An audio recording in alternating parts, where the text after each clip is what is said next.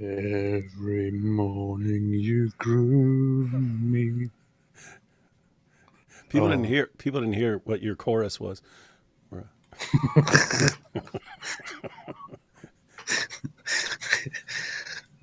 Yeah, it was grooming gangs, grooming gangs. That was pretty bad. Every morning you groom me. It's not funny, man. This is very, very messed up. It's a very serious topic, everyone. Very serious topic. I wanted to say TikTok, time to rock, but I wasn't sure my voice would hold up. I should have said like a tic-tac, time for my voice to crack like I'm inspiring philosophy. But we had to go ahead and go live because we wanted to cover this. And there have been too many topics building up, AP. We could do 3 shows a day for the next week and not catch up. Hey, why don't you tell everyone real quick, like, what you went viral for today? Yeah, I don't even know why I'm here hanging out with you when I'm famous today. I'm a celebrity. With no business being here, because earlier today, yesterday I saw this thing that Andrew Tate was threatening this girl who was like 20 years old and who was actually a victim of a grooming gang. Mm-hmm. Extremely messed up. And she went after Andrew Tate and traffickers and things like that, and he started bullying her and sending his people after her and threatening her, and then eventually forced her into just taking things back. And she said, I don't want to deal with all of this, so I just deleted everything I said. And then he, on top of that, started bullying her again, and then added a tweet saying, anyone who calls me or my brother a rapist will get sued. Mm-hmm. So I saw that and I thought, really, bro? So I took a screenshot of that and I highlighted it and said, Andrew Tate is a rapist. And yeah, that started blowing up. I think it has want to go check that out real quick. And then people started joining in and saying it with me. It has 100,000 likes right now, and 100,000 likes. And 2.5 million views. 2.5 million views. And anyone who wants to do a quick search for Andrew Tate as a rapist or something like that, check out how many people are joining in. It's powerful. It's awesome. I'm proud of that. It is, because that's a really messed up situation. Like, you're looking at him bullying this victim of a grooming gang. And watching her like, okay, fine, I just please, I'll do whatever you want. And her basically begging to leave her alone because of him and all his fans. And him just piling on, right? Ha ha, no, you'll make me a sandwich. Ha ha, I'm going to do it anyway. Ha ha, even though she's apologizing, it's not enough. And it's like, here's a girl who's been traumatized by men. And then you've got a guy who likes traumatizing women. And him taking advantage of that. And then we're sitting there looking at it. He only does this with a certain type of people. If you say, man, screw you, come and sue me, little punk, right? Then all of a sudden, oh, no, I don't want to mess with this guy. As soon as he finds someone who's, no, please don't sue me. Then he goes after them, right? He's what a scumbag, man. He likes abusing women. He likes psychologically abusing and traumatizing women, and it makes him feel like a real man. It's absolutely pathetic. Oh, let's make him prime minister. It's good to see he's moved on from the Islam grift. So he was a kickboxer for a while, then found out he could be a webcam guru and spend all his time pretending to be a woman online, talking to men, getting them off. Then he realized it's an even bigger grift to do the training. So I could do training. I could do an entire course on how to do this for a bunch of 15-year-olds and stuff who think they can do the exact same thing. Then I'll be their heroes. Then he started getting called out for that, started getting into legal trouble. So then he rebranded himself as a self-help guru. So I just tell young guys to work hard and get Bugattis. What's wrong with that? And following that, it was, hey guys, I'm a Muslim. Look, I'm being persecuted. They're persecuting me from being a Muslim. The Matrix is coming after me for being a Muslim. And now it's, we must stop Britain. We must stop Great Britain from being invaded by Muslims. No, I am the savior. It's like, what is it? Every about 2 years now, this guy comes up with a completely different grift and flips it. Yeah. Yeah, yeah. He wants to jump onto the next. And the thing is, we predicted this, right? I mean, a long time ago, when this was when he first converted to Islam, allegedly converted to Islam, and made it public. We predicted that this will not last. He will probably move on. He will probably at some point leave Islam and move on to the next thing, and probably be at some point against Islam and so on. I mean, we could go back to our live streams that we had about this, and we predicted this kind of stuff, and it's happening right now. He is openly saying things like that he is not afraid of going against Muslims, and that Muslims cause hate by supporting disgusting things, and there is a Muslim problem in Britain, and he's saying things like that. And of course, you would expect now somebody like me to be like, oh, okay, well, let's drop our disagreements and look at this. He's saying something interesting. No, I don't care. I don't care I don't care if he comes and personally, greets me and personally says that I am the most fantastic and the most right person in the world, and he will agree with whatever I agree, and he will give me $5 million. I will still maintain that this guy is an absolutely horrible, disgusting human being, and that nothing at all is redeemable about nothing is redeeming about him. He's horrible, no matter where he goes. Yeah, it is weird after all these years of him jumping on various bandwagons to get followers that today you'll have people going, wow, Andrew Tate's on our side now. He's never on your side. No matter what side you are on, Andrew Tate is never on your side, no matter what he does. Tate is always on Andrew Tate's side, and he does whatever is convenient for him at any given moment. Yes. And occasionally that will line up with you. And you'll say, oh, well, I have to agree with him because he's on my side. No, he's on the same side. He has always been on his own side. Yes. And you should be able to see this because literally at the same time that he was saying, I'm going to come in there and save Great Britain from these grooming gangs. I will be the top G as prime minister and I will save you. He's literally on trial for being a groomer, and a trafficker. That's still going on. And simultaneously, he's bullying and harassing victims of the grooming gangs. Yeah. And he clearly loves doing it. It's his favorite thing. Bullying women is his favorite thing on the planet to do. There's not even a close second. Tis. And there are some people going around like, oh, but don't you know that the case has been dropped and he's been declared innocent? Idiots. I don't know if we have to go back and do a whole thing again, like an expose, do a whole analysis. We should get Murdered by Crayons and what's the other one? Yeah. Something Milk Bar. Yeah. Get those guys on and let's go through all this stuff one day. Nothing like that happened. The case has not been dismissed. He is not free. He is still facing multiple charges, awaiting trial. Tons of evidence against him. The only thing that did happen recently was that the court sent back the case for review, saying you have to fix a few things before we proceed with this. Yeah, every time they say that, like the judge will say, "Hey, you say to the prosecutor, hey, this was prepared improperly or something like this. You have to revise this and resubmit it, or drop this part or something like that." Then Tate instantly, the charges have all been dropped, and his fans, all the charges have all been dropped. We're free. Meanwhile, where's your world tour, sport?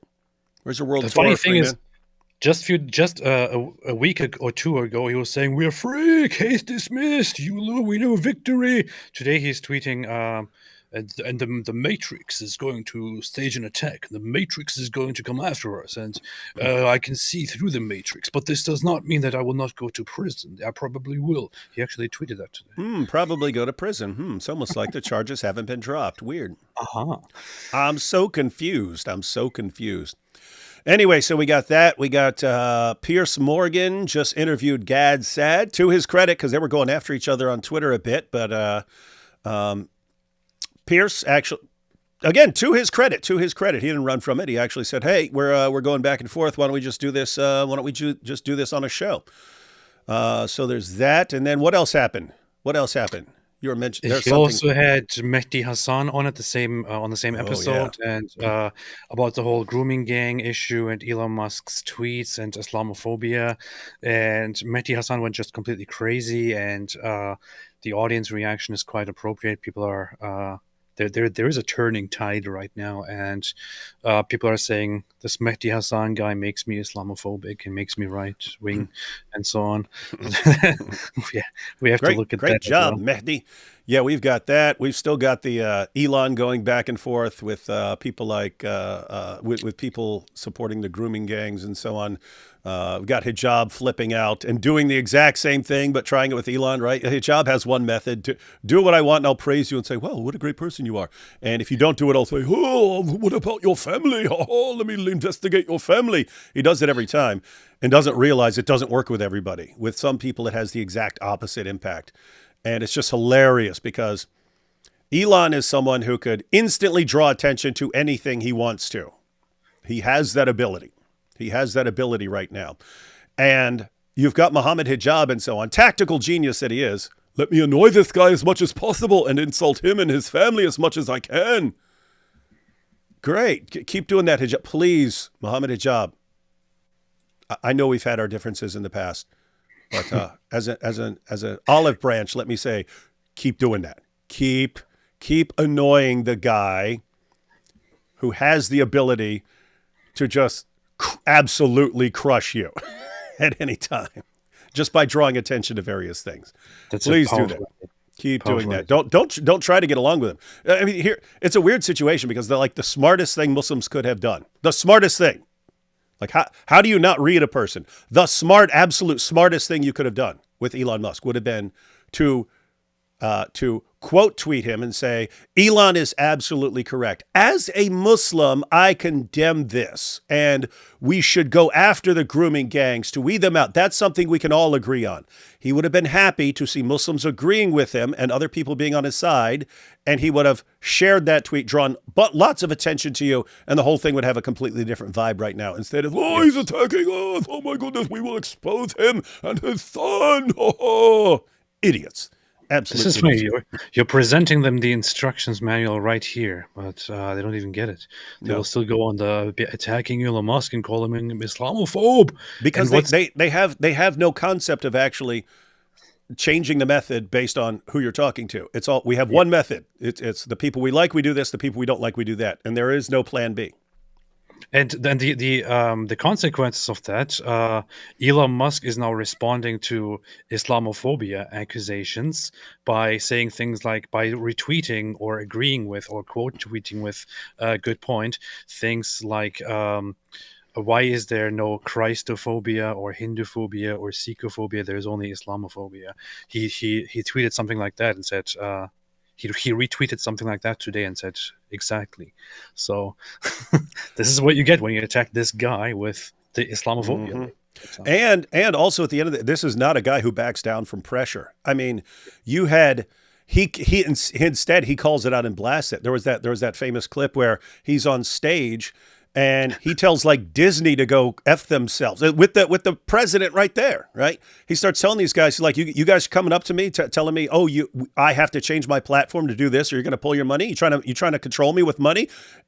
He just tells them to go F themselves, right? Oh, F yourself. Yeah, that's how he reacts to people trying to push him into doing something. What are the Muslims? Oh, let's try to push him into doing what we want through insults. Brilliant. Keep doing it. Keep doing it. Keep doing it. It's bound to work. In fact, Muhammad Hijab, all you guys, I think since this isn't working so far, maybe you're not pushing hard enough. Maybe you need to come after him even harder, man. Maybe you need to be blasting away even more. Maybe you need to become obsessed with taking down Elon Musk. Do it. It's the only way. It's the only way to protect your religion. That's very elongated. Another thing that happened is, speaking of Elon Musk, today he held a Spaces conversation with. Did you say racist or spacist? Both. He held a racist Spaces conversation with the leader of the German political rising party AfD, Alice Weidel. We also talked about her recently. Vital After, voice.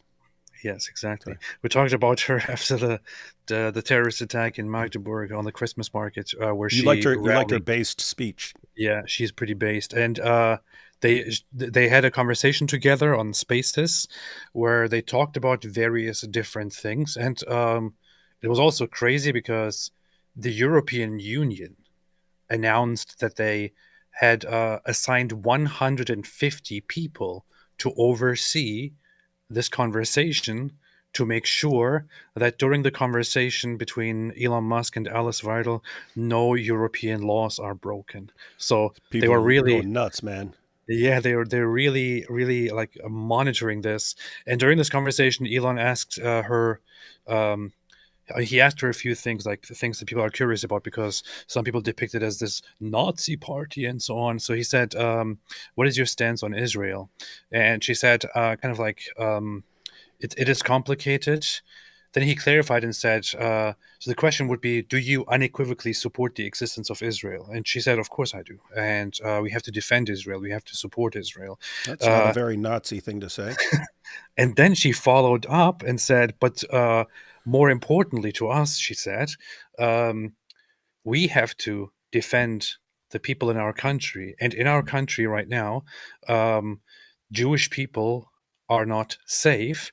And then she went very clear and explicit and said, the Jewish people in our country, in Germany, are under attack by Muslims, by Muslim crime. And then, so she said Muslim crime. She didn't even mince it. She didn't even say like Islamist or radical or anything. You're muted, David. I don't know why you muted yourself. Radical Islamist. Yeah, she didn't say radical Islamist or anything like that. She just said Muslim crime. And then she went on and said that the other parties did nothing to protect Jews, and Jews are currently in danger by leftist terrorists and Muslim terrorists. These are her words. And we are the only ones who actually will protect them and change things here, is what she said. So very interesting stuff. Weird for Nazi party unequivocally supporting the Jewish state and saying we need to protect Jews at all costs. Yeah, yeah. If I didn't know better, which I don't, I might think that people are just calling them Nazis to marginalize them. I did not see that coming. All right, let's take a couple super chats. And then, anyway, the point of all that, ladies and gentlemen, was 2025 is shaping up to be a really interesting year so far. Lots of interesting things to discuss and talk about. We wanted to take a closer look. We sort of looked at it as kind of we looked at a little bit of this the other day on AP's channel when we saw this guy who really annoyed us. We didn't watch much of it. We're actually going to go through it now, and we're going to look at what the Quran says, because he claimed to be an expert on this issue, and we're going to make fun of him. Take a first couple super chats, and then we'll jump into that. Took a look at one of the main Shia books, Al-Kafi in Arabic so far. Age of Consummation is 9 to 10, Racism, Dimitude, etc. Not sure if this book is equally legally binding as Al-Bukhari, though. I think it is the primary book in Shia. That's basically the Shia Bukhari. Yeah, yeah. Shia scholars have been referencing that and using that as authoritative in rulings and so on. Mm-hmm. How's your voice, David? Well, you can tell it's better than it was 2 days ago, but not normal still, probably 50%. Honey, chicken soup. Yes, been eating lots of chicken soup. Honey, I put some in my green tea, although I don't know why, because I'm sweet enough. I could just stick my finger in it. Salam, Al-Masi, Dizzle, and AP. Everyone hit that like button, or we know you Haktua all over that black stone. Hey, one way, is everyone saying that now and I've just missed it, or did you come up with that one? I think people have been saying that. Saying it Hawk 2 all over the Blackstone. Yeah. That's kind of funny. And we helped the believers against the unbelievers, and we made the followers of Apologetics Roadshow uppermost until the last day, inshallah. That's true. This is That's the true. proof. And AP, hey, you should share something like that, AP, about Allah making you uppermost with your tweet that went viral. Very funny, wasn't it? That'd be funny. Hilarious. Oh, look at this. Why did Momo punch Aisha? She was being a minor inconvenience. Get it? Nice. The only thing Momo won't groom is his beard or the semen on it. It's pretty. I can't use the second part of that, but I'm going to steal the first one. So that's kind of a dad joke. You went from dad joke to Tate is therapist. That'll be your defense in court, AP, when he sues you. No, I said he was a therapist. Yeah. Saw AP cavity search prisoner Aidan Doyle. Doyle was smuggling copium into a debate. He lost very badly. Prison guard did nothing wrong. Nicely put. Thank you. We might need to do that. We might need to go through some of that if you want to check some of that out.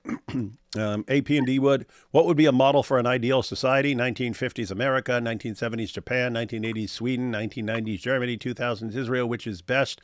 I'm not sure there would be any ideal society. Societies, you always have a mixture of good features and bad features. You can definitely say certain ones are better than others. I'd have to think about it for a while before. But you lived in 1990. Wait, you were a little kid. Were you born in the 1990s? Me, yes. I was born in 1991.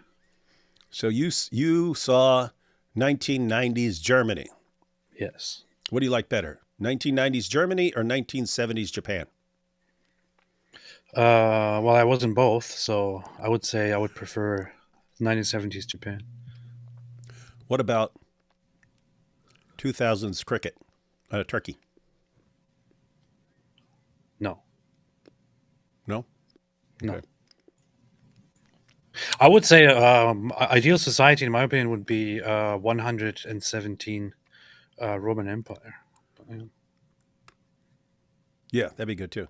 I'd go Nebuchadnezzar's Babylon. Wrong thing. Tate, the top G Muslim groomer. That's true. That's what he does. Muslims on social media making the LA wildfires about Gaza. Fires are still burning, and they want to take all the attention away from the victims. That's true. That is stupid, isn't it, by the way? I mean, that is like one of the most pro-Hamas areas on the planet. And you see, Allah is punishing them with fire. Okay. Punishing the Jews. I know. Everybody is very surprised when they hear how old I am. Everybody always thinks I'm 20 years older than I actually am. And then when I tell people how old I am, they're like, what? What? So, I know. I get it. Why do you guys think the Tates are going all anti-grooming gang despite knowing about and coming from the same town as Tommy and not saying a thing before? Because they're grifters.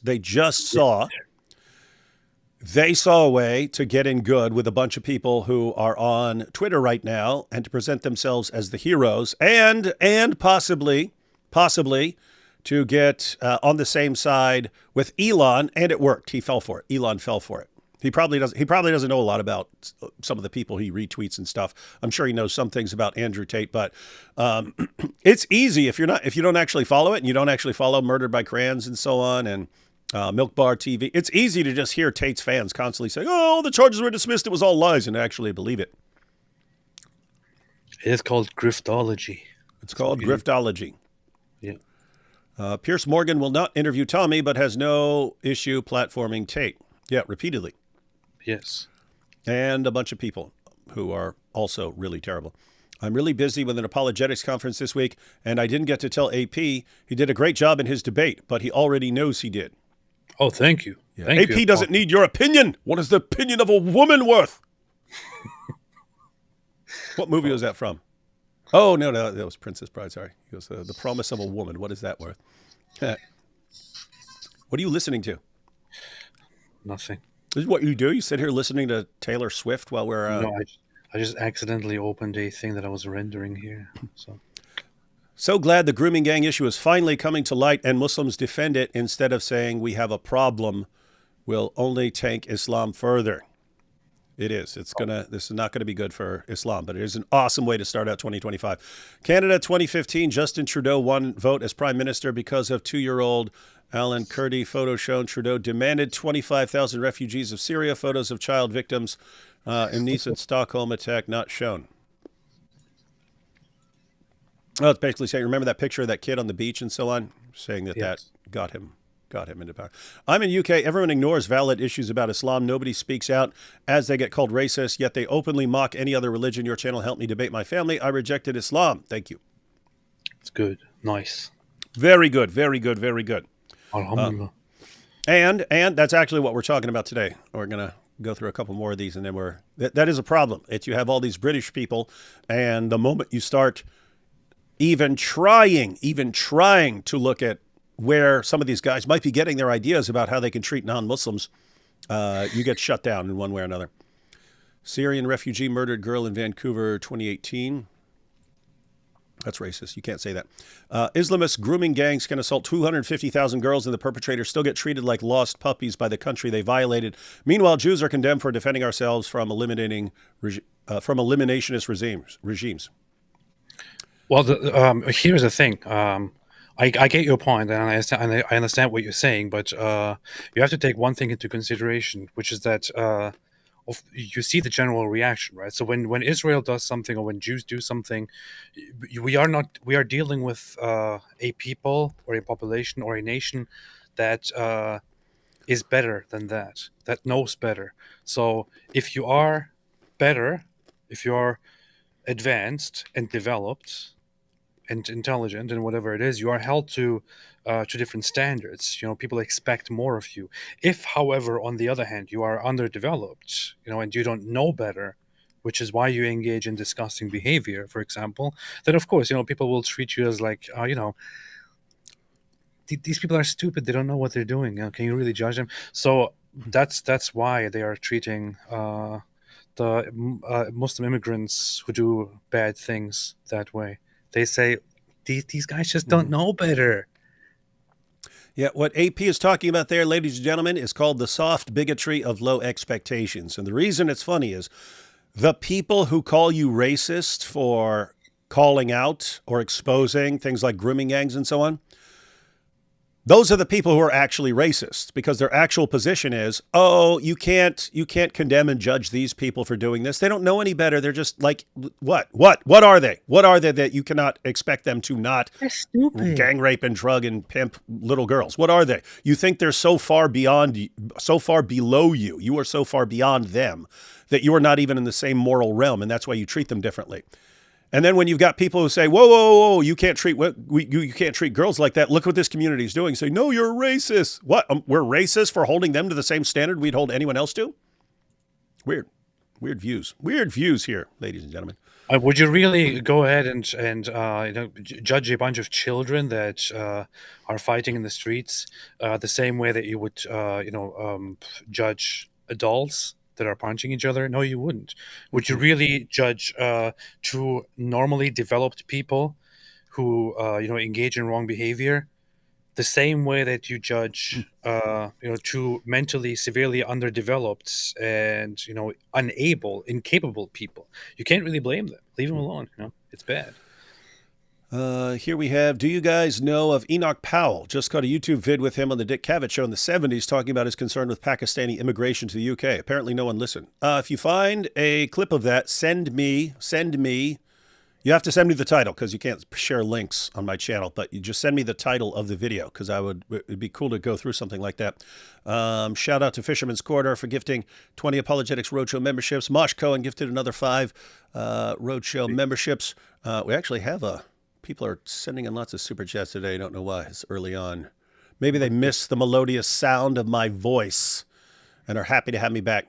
But anyway, we'll have to save some of these for a little bit because we want to jump into this video. Heard prominent Muslim condemn grooming gangs say that widely held belief about Aisha being 6, etc., was responsible but also untrue. Well, that's great. We love it when someone says, "Don't do this," and This isn't true. Problem is, vast majority of Muslims believe in sources which make it completely undeniable from their perspective, unless they're trying to deceive you. Not a Tate fan, but my toxic side loves to see the left lose. Yeah, there are people. I also like when people annoy other people who need to be annoyed. But Tate just has so much going against him, it's hard to. Tate is popular largely due to the left's otherizing and belittling of young men. Yeah, what you would say is certain people made a group of people feel bad, and Tate saw it and took advantage of that. That's Andrew Tate in a nutshell. He looks at a group of people who are feeling like they're being silenced or victimized or just being bullied or something like this, and he jumps in and, hey, I'll be your champion. I'll be your champion right now. And people fall for it. That's what they do.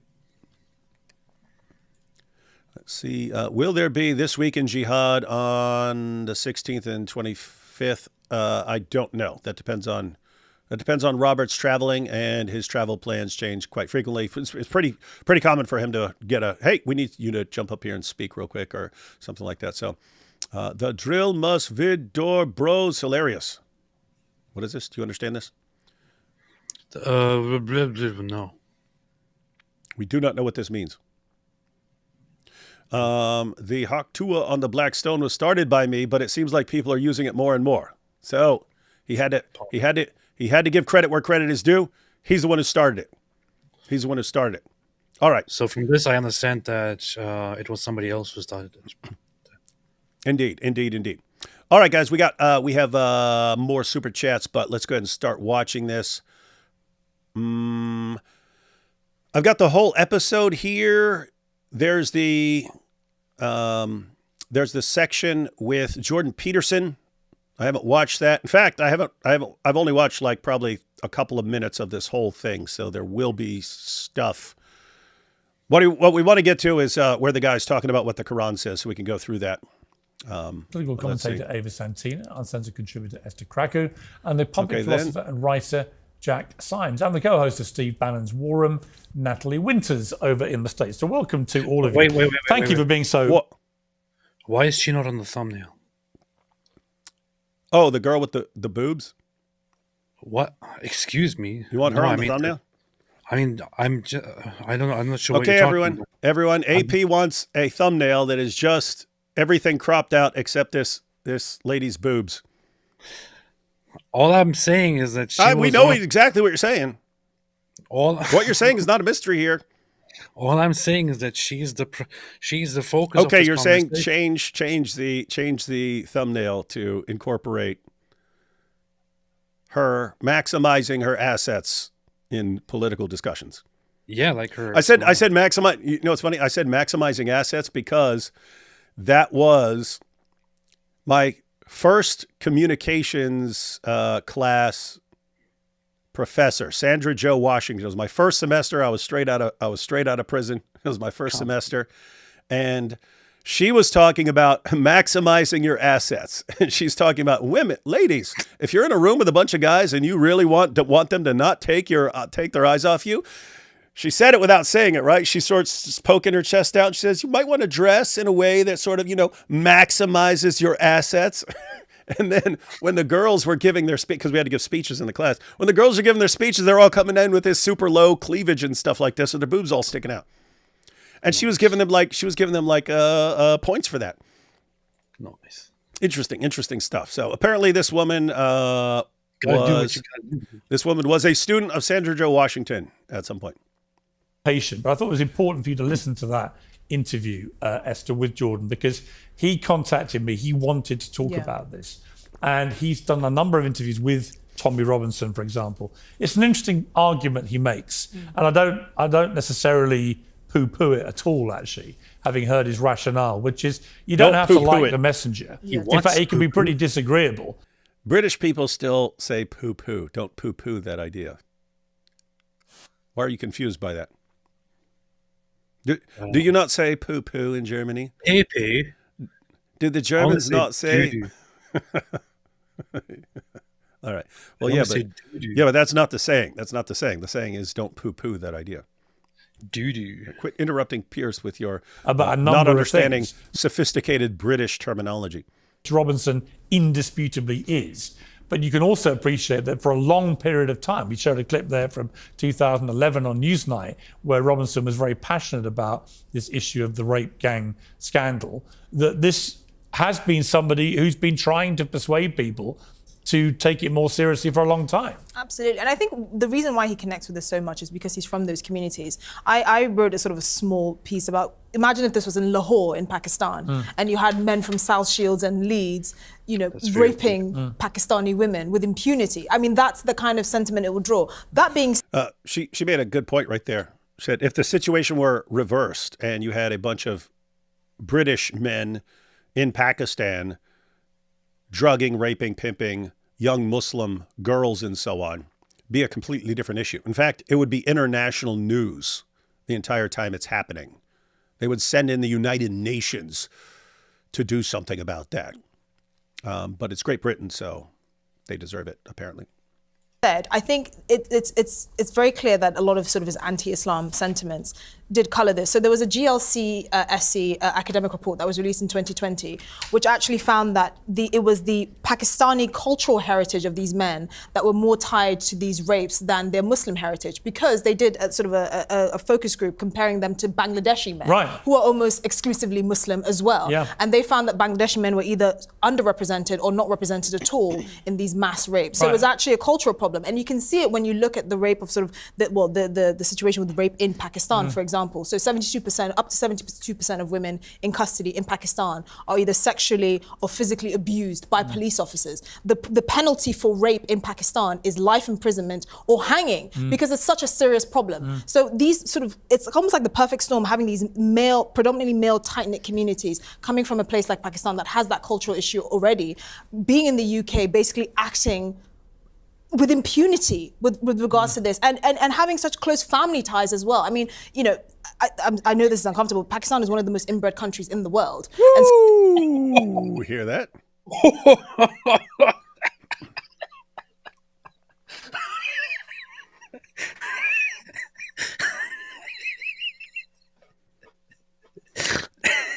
Here's what's funny. She's connecting that to why they have a why they like gang raping so much. They're the most inbred place in the world. Of course they're going to be weird. The funny thing is, I'm sitting here thinking, I'm sitting here thinking, I'm so sick of how polite these conversations are all the time. And then she says this. Which is true, guys. You can look up. It's with first cousin marriage. It's like through the roof in Pakistan. And if it happens every once in a while, it's not a huge issue. When tons of your population keep marrying their first cousins, it's very, very bad. Very bad. Who is this woman? Like, what's her name again? Don't know. People are pointing out that she's hot. People keep pointing out that she's hot. Yes, we know she's hot. We have eyeballs, ladies and gentlemen. You do not need to state the obvious. But so there's a couple of issues so far. So one is that Jordan Peterson, again, I didn't see that part, but Piers Morgan's sort of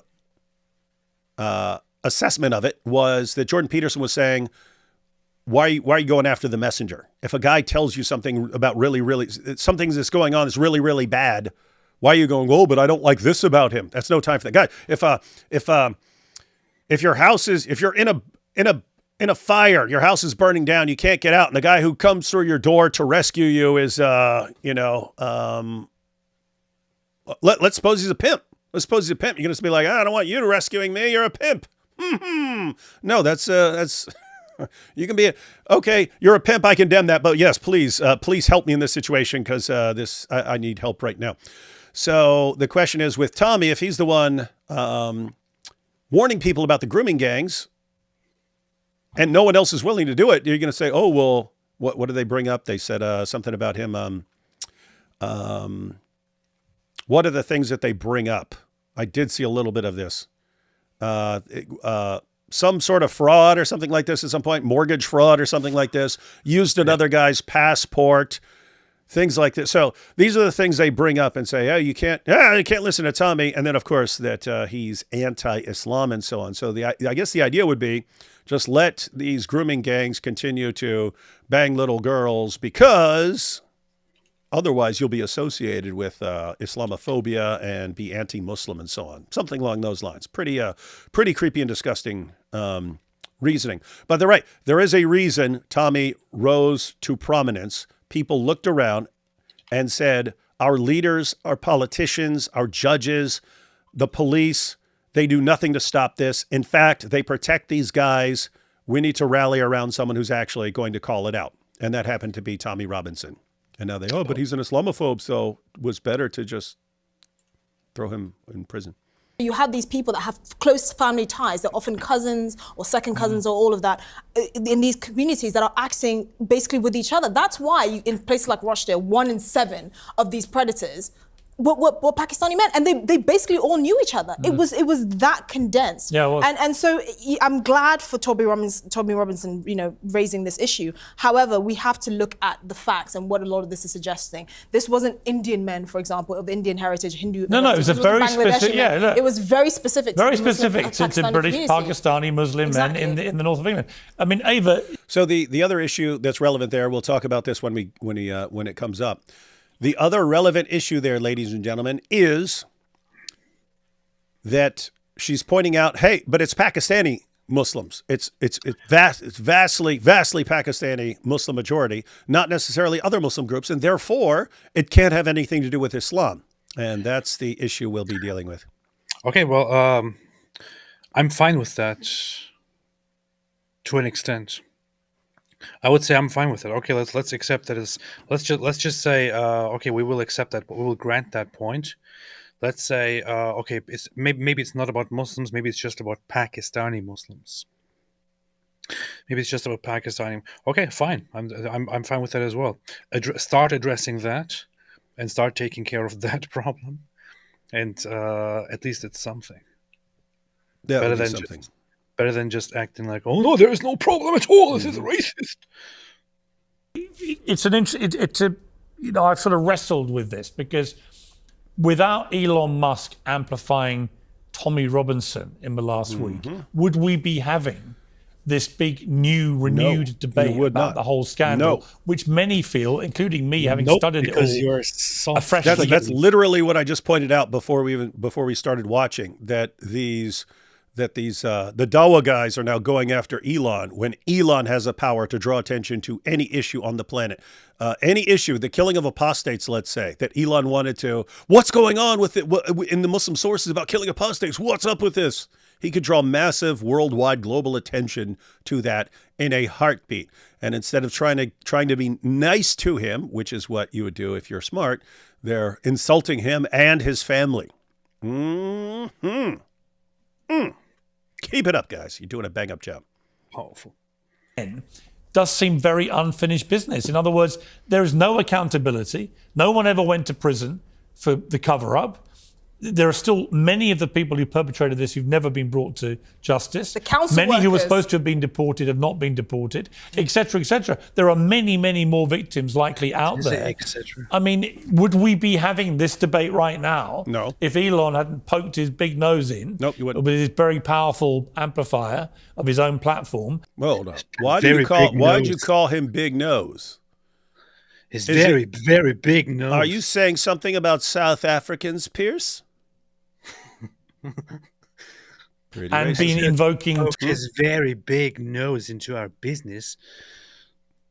Tommy Robinson, who happens to be in prison for something else, but has been banging his drum. Well, I mean, it wasn't. If Tommy Robinson was somebody else, he would never go to prison for any of this. He wouldn't be in prison for what he is in prison. He wouldn't be in prison for what he is in prison for. This wouldn't happen. Yeah, the stuff that they lock him up for are things that I've never seen I've been to prison. I've never seen anyone locked up for that. That's stuff you fine people for. They throw him in prison for it. Why? Because they're really mad at him for other things. And so they say, oh, you walked across the street jaywalking. Oh, well, that's 2 years. You got to do 2 years. That's how they roll. It's such an insult, such a poor, horrible, ridiculous attempt to insult people's intelligence and to gaslight people. We're like, oh, well, why are you saying that Tommy Robinson is being persecuted? Why are you saying free Tommy Robinson?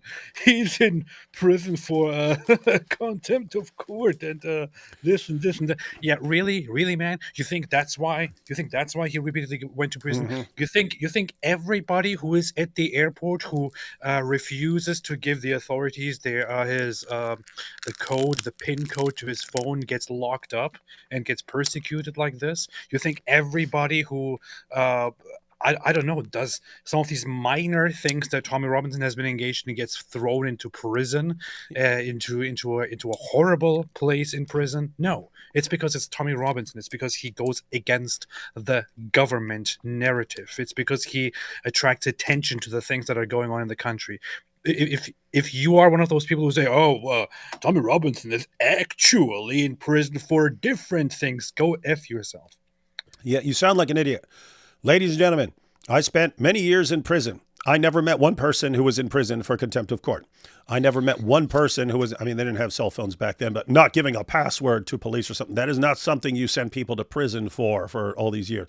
The fact that they're saying, oh, contempt of court, oh, you wouldn't give your password to your stuff, and they send you to prison over it, means they're punishing you for something else that they don't want it to be obvious they're punishing you for. Here's the idea, ladies and gentlemen. If you want to, you can pretty much always find something that someone does that, like, oh, you went 2 miles over the speed limit. Can you, in theory, stop someone for that? Yep. Now imagine catching someone for that and like throwing them in prison or something and say, oh, well, look, you were speeding. We had to do something to stop you. It would be obvious that you're punishing them for some other reason. And that's what they're doing to Tommy. Musk or Tommy Robinson, who reignited the debate in the last couple of weeks. That was actually done by a journalist, although that's underreported on X at the moment. I think, though... Yeah, but that's the point, though. It was underreported generally. Sure, but... So my point is that it took the big, clunky club of Elon Musk the most... Did you hear that? She started saying, no, someone else was talking about it before that. Oh, really? Ooh. Yeah, we know someone was talking about it before. Look at this, watch this. Banging his drum. Well, it wasn't Elon Musk or Tommy Robinson who reignited the debate in the last couple of weeks. That was actually done by a journalist, although that's underreported on X at the moment. I think, though... Yeah, but that's the point, though. It was underreported generally. Sure, but... So my point is that it took the big, clunky club of Elon Musk, the most followed person on his own platform in the world, to go boom, boom, boom, boom, boom, and cause outrage and mayhem and offend loads of people and be very abusive about Keir Starmer and Jess Phillips and Gordon Brown and others. But did it take that to shake us out of our complacency about the scale of what has gone on here? But I don't think it's us, and I don't think that the public are complacent. I think that successive governments have been complacent. And actually, I think that this has shown up the Labour Party's cowardice, because why on earth did it take this long for them to decide that actually they would like to implement some of the recommendations, if not all of the recommendations, from a report that was released 2 years ago? One thing I found really shocking, it was an entire week. It wasn't until Sunday at 1 p.m. did a press release arrive in my email inbox, which was from the Labour Party, that said, actually, we are going to implement these recommendations. It showed the cowardice of them, because why on earth... Why hadn't the Tories implemented any of them? No, but see, this is what I don't like. I don't like this whataboutery, because one thing is... surely value, you mentioned governments. Which I don't think you're making, but I do think the Labour Party are making. And I think It's funny, they're all confused. Wait a minute, the Labour didn't do it, the Tories didn't do it. No one wants to do anything about this. Right. Because everyone is terrified of being called racist. You've been conditioned as an entire population that the worst thing that could ever happen to you is to be called a name. And you fell for it, and now you're suffering the consequences. So snap out of and it. Wes Streeting. I The point agree. that they've tried to make is, well, they didn't implement this over the last 14 years or so. And you say, okay, but great leaders don't spend their time blaming other people for errors, that, you know, for things that they could actually fix in their power. If Wes Streeting or Keir Starmer really, truly believed that this was the most important issue of the day, when they came into government, they would have said, hey, where's that report? Where's Professor Jay's report? Let's start implementing those recommendations now. Yes, I agree. Now, Jack, you've been very immersed in this subject. You went on Joe Rogan. You were personally abused by Tommy Robinson after that. You've also been very scathing about Jordan Peterson. You believe he's been platforming him regularly, getting millions of views, which he has, undeniably, and that he's been effectively enhancing Robinson's reputation in the process. And you said the impact of his cheerleading shouldn't be understated. He certainly cut a slightly different tone, I think, with me earlier than he has in his interviews with Robinson. And I kind of get where he's coming from to a degree. Did you change any of your view about Jordan's role in this, having heard him tonight, or not? I think not. Oh, we're finally getting to, I don't even know what to call this dude, Captain Doucheface or something like that. Yeah. All right. Yeah, I don't know what he's going to say here. He might be the most reasonable person in the world, but we saw the other day how he responded to someone. And I have to say, I've never seen that. I've never in my life seen someone more condescending, a more condescending total prick than that dude. Like the moment he started speaking. Weird, but let's see. Maybe he'll do better this time. I think he's not prepared to say anything negative about Tommy Robinson. I think that's very telling. Well, he was almost saying it's not relevant to the whistleblowing about the rape gang scandal. I kind of get that argument, is that you can have a view about the reason he's in prison, Yeah. which has nothing to do with that. You can have a view about his criminal past, being a football hooligan, beating up a policeman, mortgage fraud, passport stuff, all that stuff. You can have all these views about him, but you can also perhaps separate that from his relentless campaigning about what has turned out to be a scandal on the scale he kept saying it was. But Jordan's not prepared to tackle Tommy's Islamophobia. It's not that he's done things in the past that are bad and they're unconnected to his anti-Islamic agenda. The reason Tommy was upset with me... You hear this? It's the reason you can't listen to Tommy when he's calling out the grooming gangs is because he's an Islamophobe. Dude, they've already freaking beat you if that's how you think. We can't call these things out. We can't listen to people who call these things out because then we'd be siding with the Islamophobes.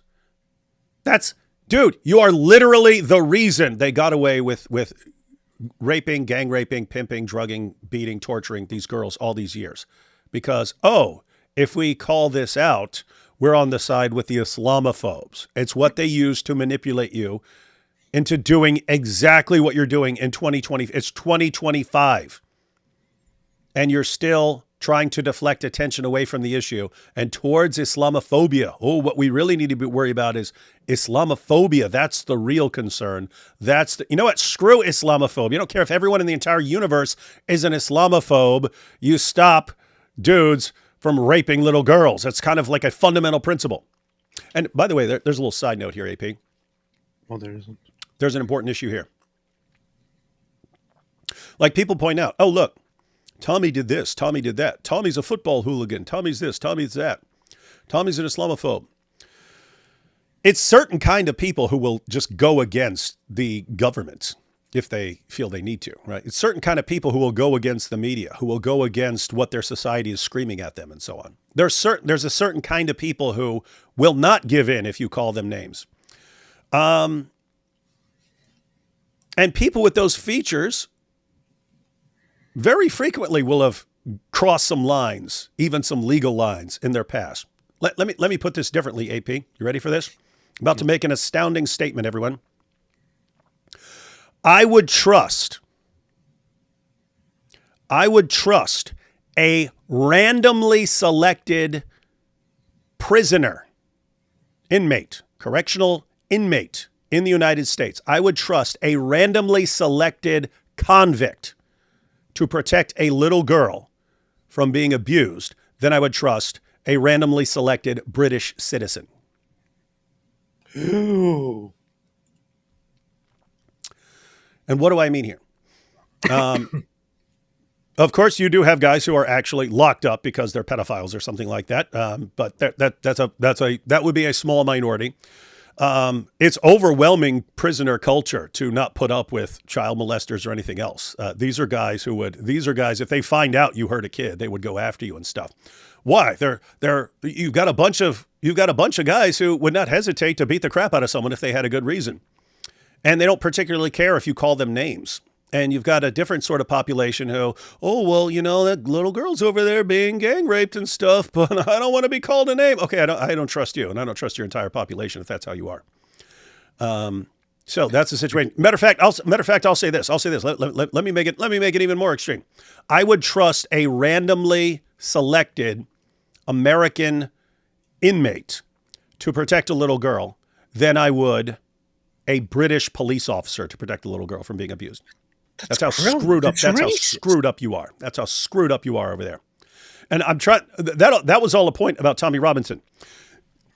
You can be a person in prison and have committed crimes and still be the sort of person who would die before you let someone hurt a girl.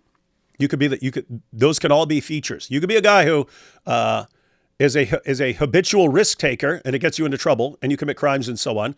But if you saw, guess what? That sort of risk taker, that sort of, I don't care what people are going to say. I'm going to do what I want to do. That sort of person is the sort of person who won't back down because you're calling him names. He won't back down because you're calling him names. He will not be, what? You're calling me a name because I'm trying to save this girl? Don't care what you call me, idiot. Anyway.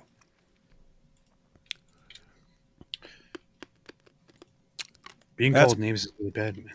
It is the most important thing in the world. And started this little hate campaign of his against me was because I just quoted what he was saying on Twitter. I'll give the quote again because I paraphrased it last time. To be crystal clear, Tommy Robinson wrote at the end of last year, Palestine is a shithole full of inbred Islamist parasites and terrorists. Now, everyone who hears those words knows they're wrong. Tommy himself went back after I said this and just doubled down. Said it's true. It's full of terrorists and parasites and inbreds. He doesn't. The chick immediately to his right just said that the place is massively inbred. She just said it. Your co-panelist she just supported a third of what you just condemned. Wait, what, does this guy want to move to Pakistan?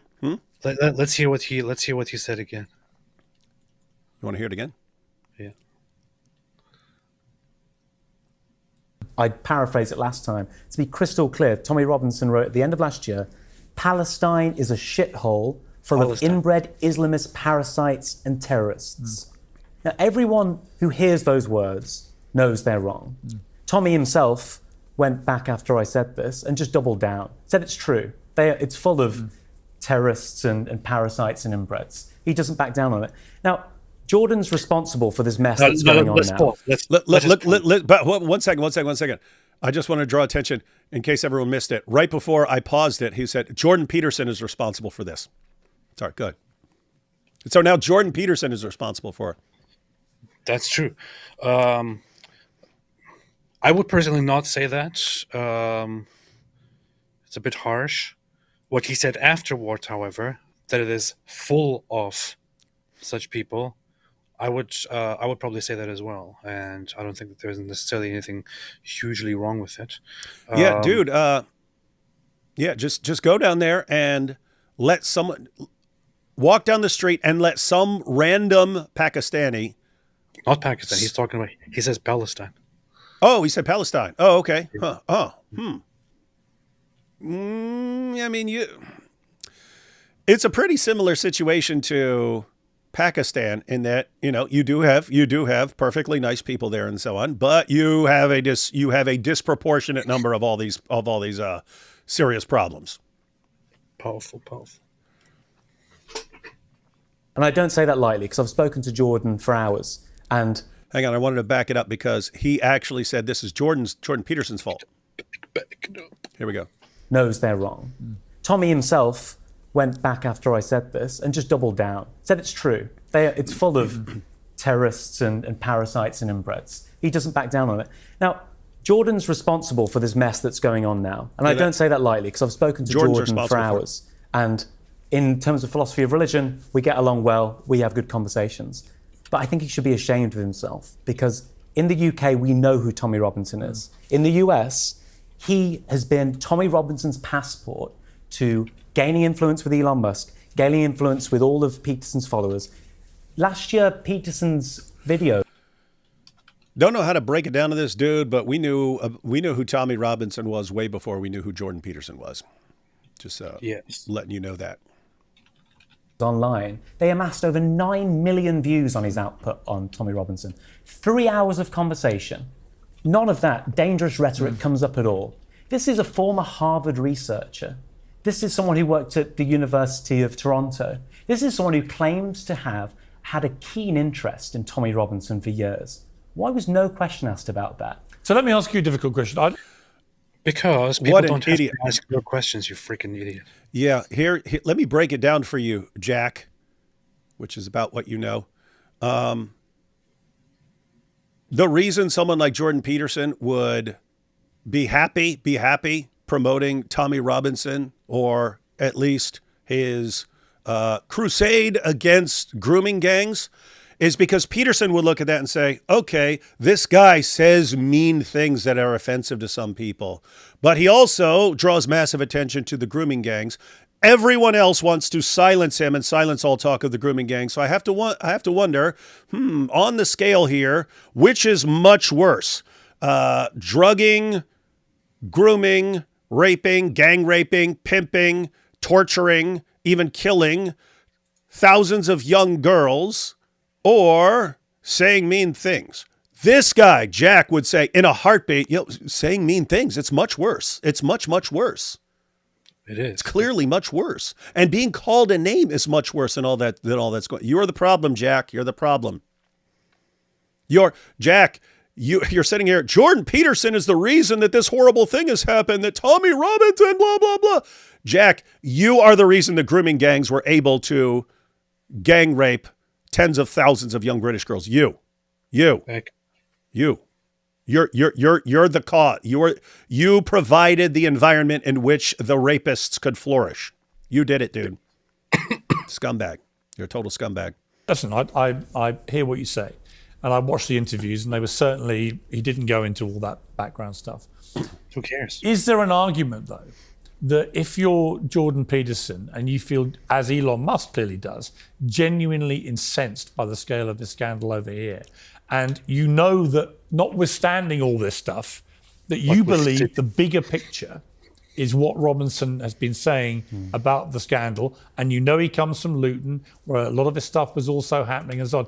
Is there a valid argument to say, actually, you can divorce the two things? The rest of it is part of the legacy of Tommy Robinson, and it's why I have a big problem with him, and why Nigel Farage won't even deal with him, which should say a lot, I think, to people in America. But that actually, on this one issue, he has been relentless, like a dog with a bone, very passionate, pretty well informed, it turned out. If you listen to the whole interview with Paxman back in 2011, almost everything he said has been borne out by events. Should we have listened more to what he said about the scandal and been less dismissive, as I've been certainly guilty of him just as a person? I think there's something to be said about it. I think, in short, that Tommy has shed light on it. And there's no doubt about that. But I think it's interesting to look at what him and Jordan Peterson aren't interested in shedding light on. They're only interested in sexual violence when it comes to Muslims against non-Muslims. But they're quite happy to stand on a stage next to Russell Brand and the like. There's no... It's very much... Russell Brand, man. It's the same thing.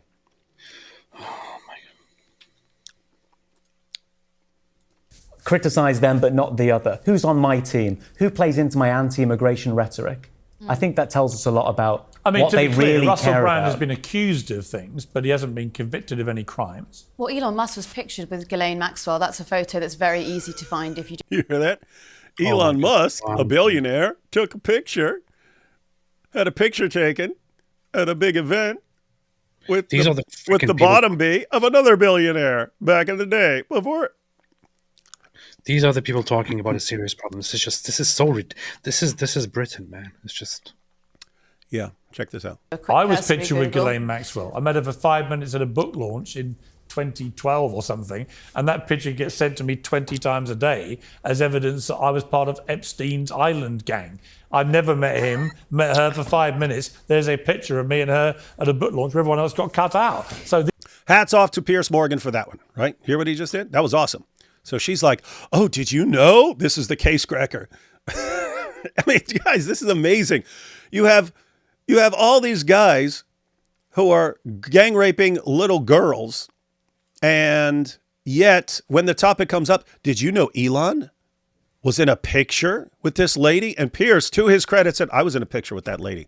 That's what happens at events. People go around and click pictures of you with various people and so on. I saw her for 5 minutes. I never met Jeffrey Epstein. And yet, what did he say? He gets this sent to him 20 times a day. Oh, but here you are with Ghislaine Maxwell. Oh, my goodness. This is the proof that you're part of Epstein's Island. And so good to him for calling, hats off to him for calling out that girl to her face who just said that and tried to use that. Did you know he was in a picture? If you have some actual evidence, by all means, share it. But what did they bring up? What did they bring up for the hypocrisy? Think about the hypocrisy.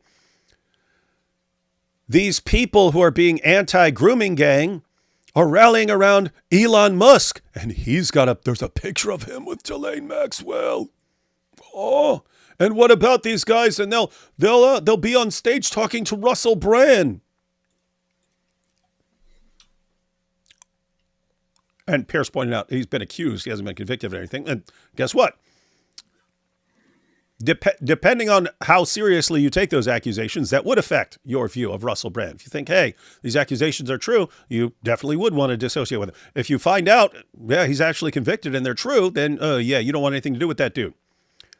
But anyway, to put that in the same ballpark as 250,000 girls being groomed, raped, gang raped, and so on is pretty insane. these things, when you're a public figure of any kind, and obviously Musk is right up there, you're going to meet loads of people and get pictured with them. It doesn't mean you're party or anything they're doing. Can I add on to the back of what you had to say just then about so what Jordan Peterson was talking about there? He was talking a lot about the Muslim faith, and he was talking about how this is an Islam versus Christianity debate. I mean, in the UK, is he right about that? Well, should we have a grown-up debate about the impact of so many people coming in with a different view of... Look, did you see it? Did you see it?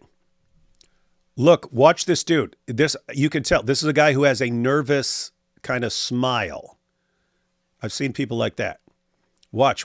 He instantly starts grinning. About the impact of so many people coming in with a different view. See him? He starts smiling.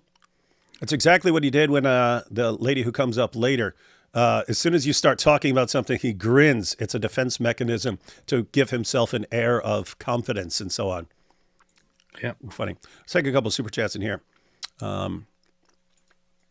Candace's new tune, Islam actually has some issues. Hey, is she saying that now, or is Magnifico just predicting that? Magnifico, are you predicting that? Or has she started saying Islam might have some issues? I bet it's just a prediction. It wouldn't surprise me. It wouldn't surprise me at all. I think she's scared. 2 rupees, people. What? 2 rupees. But the people are... That's a good point. That's a good point. It is. See you all in hell. Oh, what is this weird stuff? Ahmed, thank you for the super chat, Ahmed. What's wrong with you? Do you Muslims also feel attracted to 6 and 9-year-old children like your prophet? Some do, some don't. My pleasure, everyone. Fisherman's Corner. They are retarded, David. The people are... This very rude stuff. What's wrong? Why is everyone being mean here? Not everybody's perfect, guys. Wait, where'd that come from? We just saw it. It's because I had a debate with Aidan Doyle. Oh, yeah. When I nobody's perfect. Hamas wants to eradicate the Jews. His response was, not everybody is perfect. That's awesome defense that we can use anywhere. But Tommy Robinson is... Hey, nobody's perfect. Should use that. Big bro Enoch Powell, most maligned genius in UK lore. Now they got me interested. Bob from Speaker's Corner in Great Britain has been speaking against Islam for 4 years now, among others, some great brothers in Christ. Oh, yeah, we know Bob.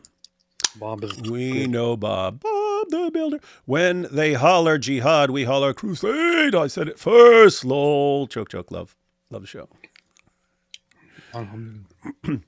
Just kidding, just kidding. I see JK and I think joke, but it's actually just kidding, right? It's just. But it would work just as well if you just said joking. No, it wouldn't. I'm not convinced that AP is a non-Muslim because he terroristed that kid in the debate the other day. That is a good point, but I don't know. Some people have even accused him of being in the IDF because he genocided that kid. I saw people commenting that. Enoch Powell, Rivers of Blood speech cost him career and reputation. I'm screenshotting this. That is what I will look up. I wasn't sure exactly what to look up by the guy. Rivers of Blood. The drill music vid by Door Brothers. It's cool. What? Oh, drill music. Who's Door Brothers? I don't know what Door. Drill is a rap, modern rap genre. You might not know because you're old. Yeah. What? You think I don't know modern rap? Huh? You think I don't know Run DMC? The Fat Boys? The Beastie Boys? LL Cool J? Eric B. and Rakim? You think I don't know? You think I don't get down with Dr. Jekyll, Mr. Hyde, Slick Rick and Dougie Fresh? Huh? You see? There's a new saying, Alhamdulillah and P upon Muhammad, all hell Christendom. Love the show. Alhamdulillah. That's pretty racist. People are really, really mean. Mrs. Milk Jugs. Mrs. Milk Jugs actually went to University of Chicago, an elite university equivalent to, she shouldn't even need to dress like a strumpet, but I don't complain. Again, that's a theory in communication. It's a similar idea to why the Fresh and Fit podcast works, right? It's, hey, let's talk about stuff, but have something for people to look at while they're there. And then maybe people show up to look at something, but then they learn something along the way. I mean, if it don't bother you. But the people are inbreeding. Pierce is extremely happy to throw Pakistanis under the bus, but Muslims, no, there's no relation between Pakistan to Islam. Nothing. Absolutely. And guys, we are going to look at that eventually. We're going to look at that. We are going to get to what this clown, this walking clown emoji here says. And then we are going to go through quick overview of what the Muslim sources say. David, have you ever taken one of those DNA tests to see where your ancestors came to America from? AP is a Turk, so we all know his DNA. Yes, I did. You did? Yeah, some UK, a lot of German, Norwegian, 2.7% Jewish, 1% African. So vast majority European, and then I have some distant African relative, and somewhere a little more recent, a Jewish ancestor. Other than that, almost all European. I'm a peon. That's why I get along with IP and AP. See. This whole pulling back of the curtain confirms my faith. Decades of covering for evil for it to now blow up tenfold as a result. Powerful. Super chat being a pain won't let me ask if Muhammad said something about man is dark with heart something donkey, or heaven and hell having to do with shoulders for certain colors of people. Yeah, these are in the hadith. Yes, those things are in there. You can probably find those pretty easily in a search on. Go to sunnah.com and type in some keywords there. So Pierce won't have Tommy on. But plugs Tate and the like. Almost like he enjoys using the golden pine cone. You're sick. AP fans, please stay on AP's channel. They always say, we are Muslims first, all part of the Ummah. But when a crime is committed, they're like, no, it's not Islam. It's not Muslims. It's just those specific Muslims, man. It's not all Muslims. We stupid. Hong Kong governor, what, asked taxi drivers to learn Arabic, lol. Hong Kong going as taxi driver to that. That's weird. You'll never convince anyone in the Muslim community that is causing this issue when they believe it's appropriate to marry a 9-year-old. That is hard to convince them it's wrong when, well, we'll see. Was trying to ask if It's very racist. Was trying to ask if Muhammad said these things, saw questions about it on Islam Web, but they seem pretty racist. Much love and God bless. Oh, yeah. Oh, yeah. That's the truth. Piers is a coward, liar, and moral idiot when it comes to Tommy. Y'all said it was because of class. I think it's also cowering to the UK's version of leftist pressure to fall in line or else. Yeah, it'll be kind of a combination. It's like the pressure, but I mean, that's what we're saying. We're not saying Pierce in particular. We're saying like culturally, there's this, oh, he needs to keep his mouth shut because he's in the wrong class. If he were in the correct class, we would let him slide on some things. For instance, again, we use Douglas Murray as an example because he blasts away at Islam too. He would meet all the requirements of an Islamophobe for these guys too. He says almost the exact same things that Tommy says, but he's fine and he can go on any British news program and so on. Why? Well, he's just the super elite educated Oxford type. And so he can say it. This working class guy, you don't get to say these things. And so, yeah, that's what we're saying. So we're not saying that Pierce is sitting back, oh no, Elon's lower class. There's this massive pressure and he's falling for it because that's the sort of guy you cannot allow to speak. Are these grooming gangs similar to Bakabazi? Similar in the sense that you have a bunch of creepy people doing a bunch of messed up things and everyone looks the other way because they don't want to appear racist. You had a similar thing with American soldiers who were in Afghanistan, and they would see men raping boys and they were told you can't do anything about it. Those are our allies. You don't want to rock the boat and cause division. And so there are guys now, there are special forces military guys who have PTSD, not from what happened to them in battle, but from watching that happen and having to stand down and not actually protect little boys from being raped. They're messed up. It messed them up psychologically. D Wood commits literal genocide on UK. YouTube's blocking the word. Not surprising from YouTube. Totally based. That's true. Tim Pool had a good pushback on Pierce's show yesterday regarding Tommy. Huh. I saw that Tim Pool was on there. I haven't seen that. We got a lot of stuff to check out, man. See clip on X at Timcast or Timcast News posted a few hours ago. YouTube blocking the @ symbol for me. Interesting.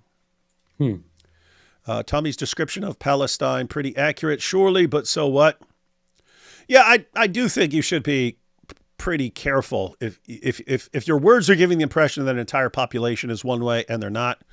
Then say a lot or most or something like that. Actually, make your language correspond to what the actual percentages and so on are to make it accurate. And because at the very least, when someone calls you out for it, you can say, what are you talking about? What I said was completely accurate, even if it hurt your feelings. I was so excited for Faraj before, but seeing his recent lies about Tommy, I now think he needs to either change or get out. What do you guys think? Yes. I don't have much of an opinion on Faraj. Farage. Yeah, I don't either. So I'm not looking at anyone and saying, oh, this is the guy who will save the UK. You guys might just need to start over. He's kind of. As the I've always 53rd had the state. impression that he is kind of the populist person for the pretend populist people. He's kind of like an elitist populist guy, and I don't know how much you can trust somebody like that. Yeah, it's a rough situation, and I tend not to trust people until I see what they've done and beyond what they've said. Powerful. And so I don't know. The last hour will not come until big black rocks will cry out, "Ya Muslim, come and kiss me," and Muslims will smooch the big black stones. You see? Until a Muslim will say, "What's that, brother? The eyes are the leather strap of the anus, and the stone was my third eye in my odd collection, brother." Ooh, Allahu Akbar. This is weird stuff, man. Someone knows AP's weird, childish sense of humor, unlike my sophisticated sense of humor. For Westerners who convert to Islam, what's their psychology like versus the psychology of, what's that, person of color who convert from Islam to Christianity?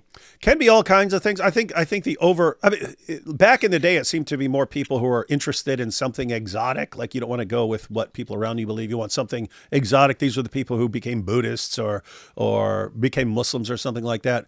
More recently, you're talking like past 6 or 7 years, it seems to be that we have a generation that's just been programmed to crave attention and to do anything for attention. And then they find out, oh, here's one. And keep in mind, I don't mean they're deliberate. I don't mean they're thinking this deliberately. I don't mean they're thinking, oh, how can I get attention? Oh, if I convert to Islam. I say you get wired to look for attention and to react to attention. And then there's this big religion out there where if you join it, you're instantly a victim. You instantly get victim status because now you're a poor, persecuted Muslim. And Muslims will shower you with praise, and people will also criticize you for doing it. But anyway, either way, you get tons of attention. And that's why I think we have it here. Oh, there's a part 2. Are people like me mentally deficient? Not all of these Westerners are converting to Islam because of a Muslim boyfriend or girlfriend. I didn't say it's very common. It's common for someone to convert because they're interested in a Muslim girlfriend or Muslim boyfriend. I'm saying that because I've seen that over and over and over again, and I've heard tons of stories. AP just mentioned this the other day about women who've converted to Islam, and they were told, "Hey, convert to Islam," or they're told, "Hey, you can be a Christian or a Jewish woman and still be married to a Muslim, so marry me and everything will be great." And then things are fine until they have their first child, and then everything changes. So we've heard all kinds of horror stories. Point is, there's lots of reasons. You can be attracted to someone. You could want something exotic religion, and then people tell you about how wonderful Islam is. I think most common reason right now is attention. OMG, such an exotic religion. Mm-hmm. These people are making me so angry. What we're up against? You are up against quite a bit. Purity test to discredit the narrative breakers. That's what you need. And that's easy to do with anyone, ladies and gentlemen. That's why they'll say, a political rival or something like that. What do? They'll say, look, this person was caught in a picture 7 years ago, but at this picture was this person, and this person was pictured at this when someone showed up with a Nazi flag. So you see, this is clear evidence that this politician is a Nazi. And yep, people fall for that stupid stuff. That Jack is a dishonorable Jack. He does not deserve the name Jack. Aiden is probably still sore from the spanking. It's very rude. Aiden has to sleep on his tummy. It's very, very rude. AP must own a ranch in Wyoming because he rode Aiden Doyle like he was doing an Arthur Morgan impression. Lenny, where'd you go? Where you go, Lenny? Nice. That's a reference to a game, David. Quit oogling the hotties or they'll get burkas. Yeah, we do. We do have to do this. That's true. Islamists, groypers, commies, far leftists are competing on the worst of creatures award. There is a lot of... It is getting bad, guys. Robson spoke, jail. Mosque and churches, watch out. Robinson spoke, jail. Powerful. That's true. AP, next time you and D Wood team up for debates, slip honking in to see if he can hold it in and make me a mod. I don't know. I don't know what you mean by that, but yes, we I don't will know. try. Yeah. Douglas Murray pretends to be gay for DEI protection. That'd be smart. That's true. We should all do that. We should all do that. We should all just suddenly become trans or gay or something like this and then claim victim status. AP, please talk to Destiny about Tommy Robinson. Would he listen to you? His leather strap is loose and stinky. I don't know. I mean, it's been a long time since I talked to Destiny last. I could always jump in, but I don't really know. A Christian woman is okay with a Muslim man until he fears disobedience. Then it's a 434. That's Surah 4, verse 34. Party. Yep. Please play the discussion Piers had with Gad Saad. He shows Piers how he platforms Islamophobists, Douglas Murray, Christopher Hitchens, despite disliking Tommy Robinson's messaging due to class and dialect. Interesting. That is, if Gad pointed that out, then that'll be cool. But I will be watching that at some point. Yes. Of perhaps democracy and those things. Well, what I was going to argue was today the Archbishop of Canterbury steps down. Yeah. And he's stepping down because he failed to report child Abuse in the church, yes. And, I agree. You know, I'm a Catholic. Wish I'd made that point to Jordan. Well, I'm a Catholic, and I have to say the Vatican is not clear of this crime in any sense of the word. You know, the Vatican Agreed. is plagued by this crime. Those are white Christian or Catholic people. Yes. You know, I don't quite. I think it's so unhelpful for us to say that child grooming is exclusive. But also that story in France. Did you hear what she just said? I think it's dangerous for us to say, I think it's always watch out for this guy. This is called a straw man. Straw man. I think it's dangerous for us to say that child grooming is exclusive to Muslims. Literally no one in history has ever said that. And you're responding about how dangerous it is to say something that no one has ever said. So if in case this woman is confused, yeah, you can have groomers, you can have a grooming pervert of any background, right? You could be an atheist grooming pervert. You could be a Christian who grows up in the church and so on, and is groomed yourself, and then later on you become a groomer too, and so on. You could be a Muslim groomer, a Buddhist group. This thing could happen. These things do happen. And when they happen, there is a tendency to cover things up, or to push them to the side for the sake of the good thing that you want to protect. So there's a tendency, we don't want stories of what happened to these kids in this church to come out because it will, hurt the reputation of the church or something like that. Guess what? Ask a bunch of Catholics. Do you have to do it anyway? Yes, you need to do it anyway. Of course you need to do it anyway. Ask Christians, if children are being abused, do you need to expose that to stop it? Absolutely. Of course you do. And shame on the people who covered it up, trying to protect your reputation. Screw that. Protect the kids. Now bring up the Muslim grooming gangs in the UK. Oh, he's an Islamophobe. Stop this Islamophobia. They tried to silence you. They don't want attention drawn to it. There's also the thing. This is just ridiculous. She does this whole thing of immediately going to the very, very stereotypical, the easiest, the simplest, and to be honest, most simple-minded thing to go to when it comes to an issue like this: religion and child abuse, or religion and sexual abuse, or something like that. Immediately she goes to, the Vatican, the Catholic Church. There have been studies on this, which show that when compared to other religious institutions, for example, there seems to be no significant difference in the prevalence of sexual abuse cases or child sexual abuse cases between the Catholic Church and other religious institutions. It seems to be quite similar. It doesn't stick out. It just seems to be more easily susceptible to finger pointed because the Catholic churches tend to be more organized under one wing, which is why you can say, look, the Catholic Church, which has its branches everywhere, it's plagued by this kind of stuff.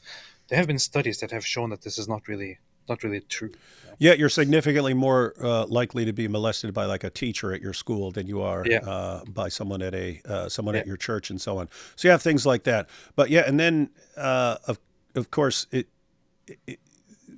the thing she's getting right is that, and Peterson talks about this, that people with the dark tetrad of personality disorder, so your psychopaths, your narcissists, your Machiavellians and so on, your sadists, they will work themselves into groups where they can use the group to their advantage. They know that they can get away with things and so on. So that happens. That's why you have to expose it even if it hurts. That's very different from what happens in Islam, where it's like the entire religion is made for people to get away with it. I'm not saying all Muslims do that. I'm not talking about that. I'm saying that it was founded by a guy with some serious problems, and his original followers had some serious problems, and these problems become normal in the religion, and they're actually they're valued and defended. And to this day, what do we see the Dawa guys defending? Child marriage. Why? This is part of their religion, right? So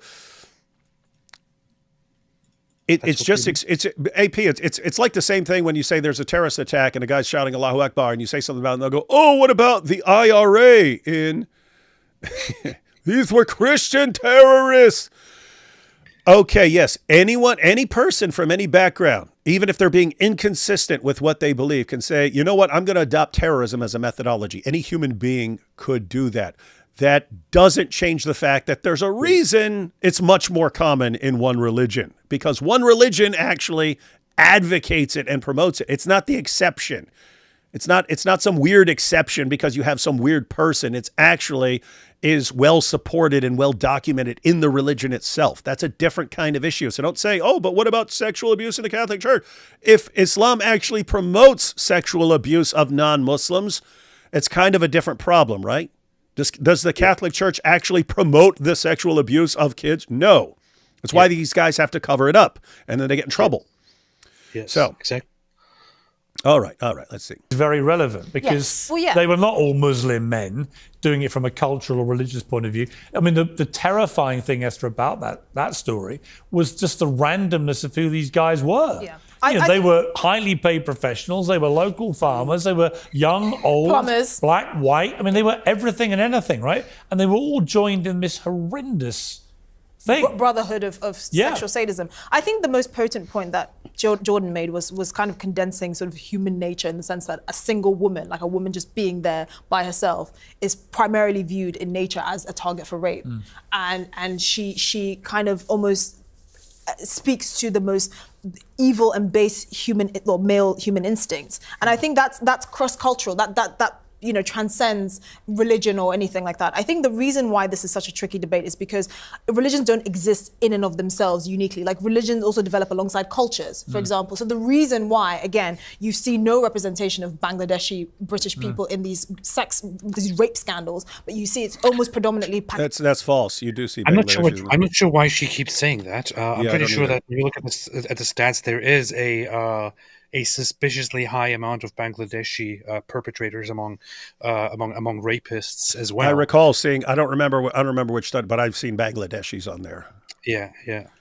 I don't know what she's on about. Pakistani men, and I use the word Pakistani and Bangladeshi instead of Muslim because they're both basically Muslim. Yeah. Right. It's because of the culture, and it's like. But that's why I don't like the generalized talk about Muslims. Like when Tommy Robinson says after 7/7. This is my message. All Muslims are complicit. Well, that's an Islam vote, right? There are countries. There are countries with Muslims that have different cultures to other countries with different Muslims. I mean, the Muslims I grew up in West Africa, for example, are fundamentally different. I can tell you, I've travelled to many Muslim. So what they're pointing out is, hey, these things can vary from country to country. Yes, support for terrorism varies from country to country. That doesn't change the fact that it keeps springing up disproportionately in various Muslim countries, and that you can check support for terrorist attacks in a place like Pakistan, which is very culturally different from a place like Gaza, which is very culturally different from a place like northern Nigeria, and you'll have some why does terrorism keep popping up as the go-to method for lots of these people in completely different cultures? So yes, you have things vary from culture to culture, but if all those different cultures adopt the same ideology and there's a problem with the ideology, it will tend to start appearing in all these various cultures.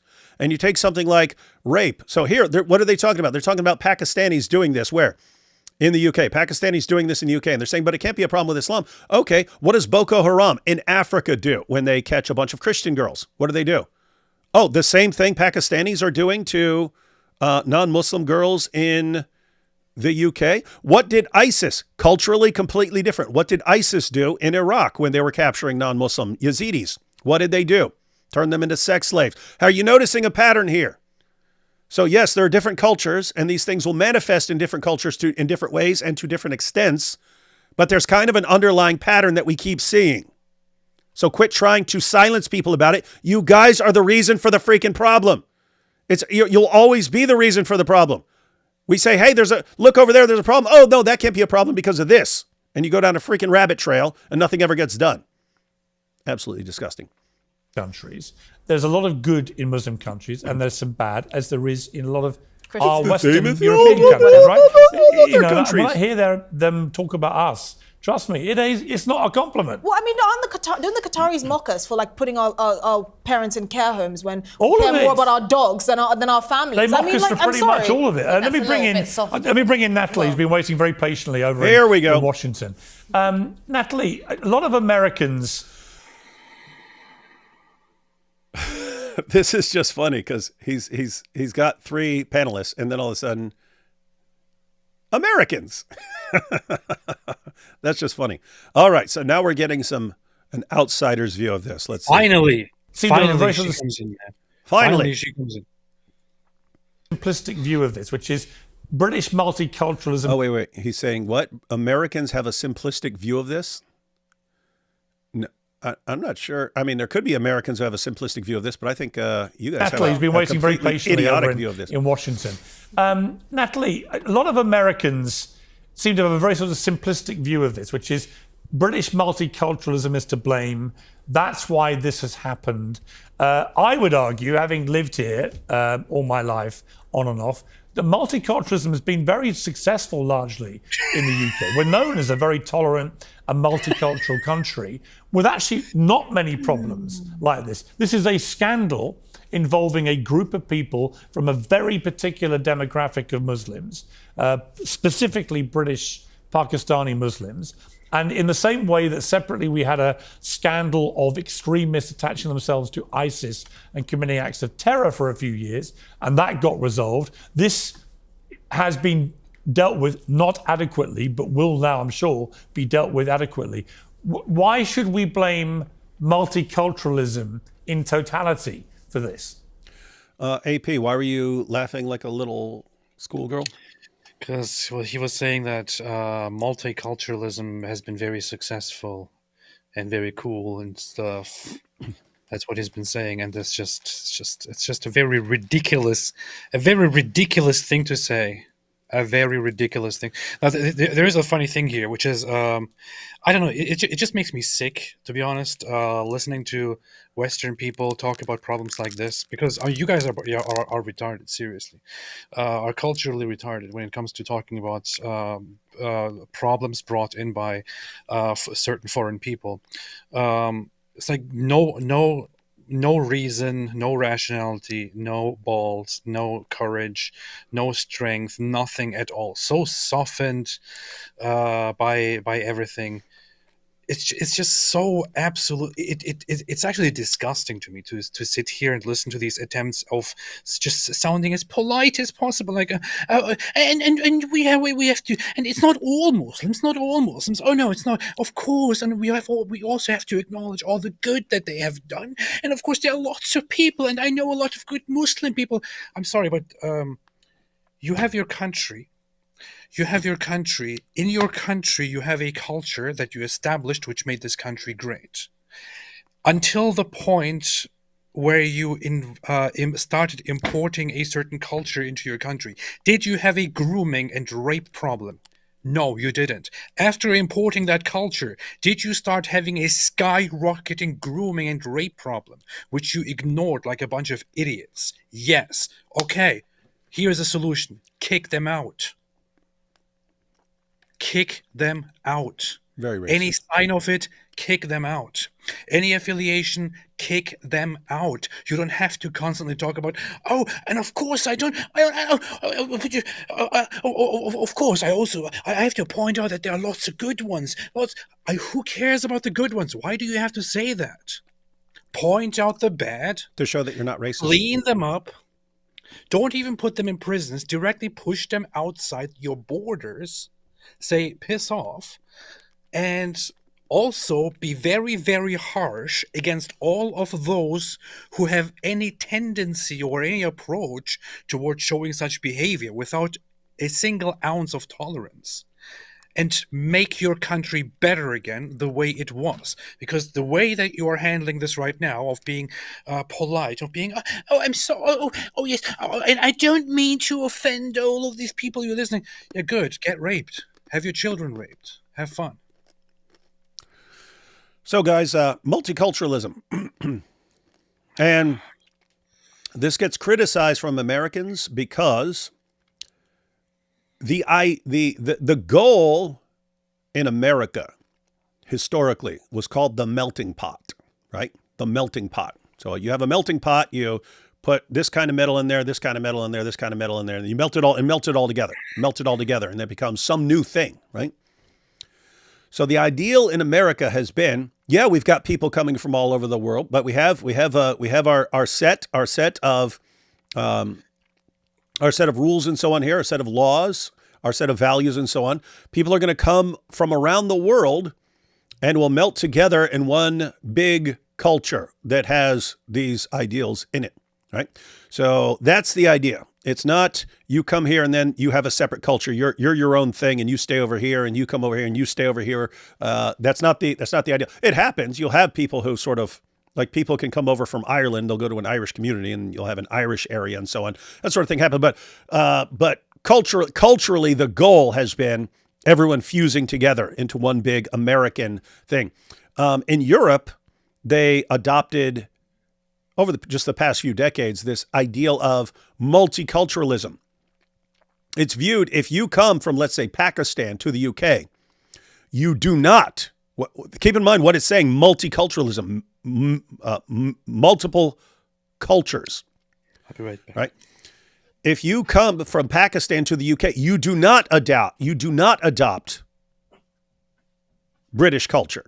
In fact, it would be bad if you adopted British culture, because it would be like you're throwing away your Pakistani culture. So you don't want to adapt to British culture. You want to maintain your own separate culture. And what that means is you end up with a bunch of different cultures all in one country, and they think, oh, that's great. Now, here's the thing. In order to sustain a multicultural society, you kind of have to dial back criticism of other cultures, right? You have to dial back saying your own culture is better, that people have to adapt to your own culture. So what do you need to do?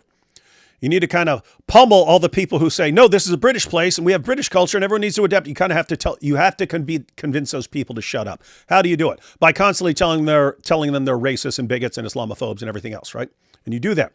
Okay, so you spend years telling these people to shut up about any disagreements they have, or for thinking their culture is better and so on. All cultures are equal. In fact, other cultures are better than yours, so you need to shut up, right?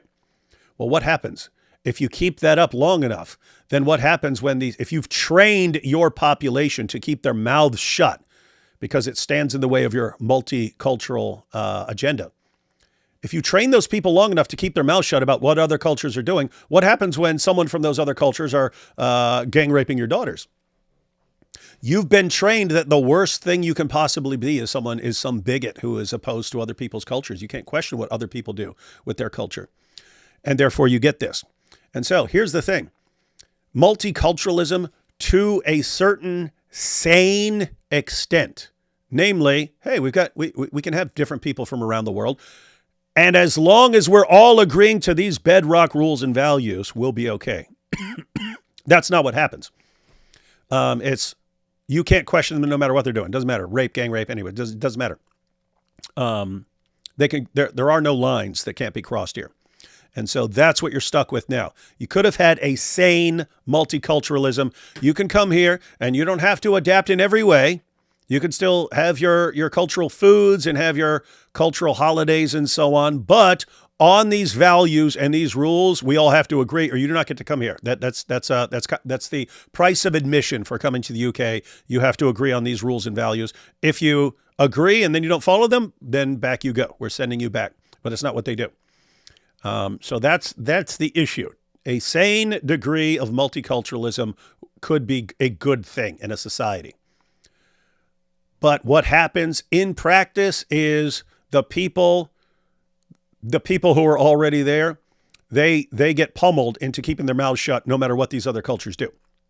And I would say you have other cultures that are completely compatible. You can take them from any part, you can take them from a different part of the world, and they will come in there and they will be glad to live according to the rules and values in that society.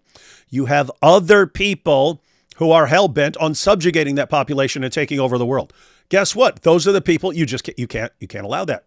You can't say, oh, here we have this set of values where we're all going to agree to live in harmony, but you have a position where you're going to take advantage of our hospitality and use it to ultimately conquer and overthrow us and then slaughter people in the name of God. You don't get to be a part of this. In other words, there has to be some fundamental rule about who you let in and who you don't. And Britain just doesn't have that. And this is what happens. This is what happened, folks. All right, we're waiting on AP. Let's take couple super chats. I think I read this one already, but I wanted to bring this back. Please play the discussion Piers had with Gad Saad. He shows Piers how he platforms Islamophobia. Yep. Despite disliking Tommy Robinson's messaging due to class and dialect. Yep. That's true. Burkas with booby cutouts. Hey, my eyes are up here, mister. That would be funny. Ayatollah says we should all become trans or gay. David Wood, 1925. I did say, ladies and gentlemen, you heard me. You think everyone's going to pressure me into changing what I said? Nope, doesn't work.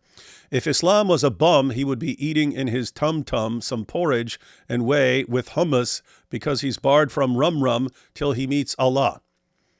This is not show how great a poet you are, day, desperado.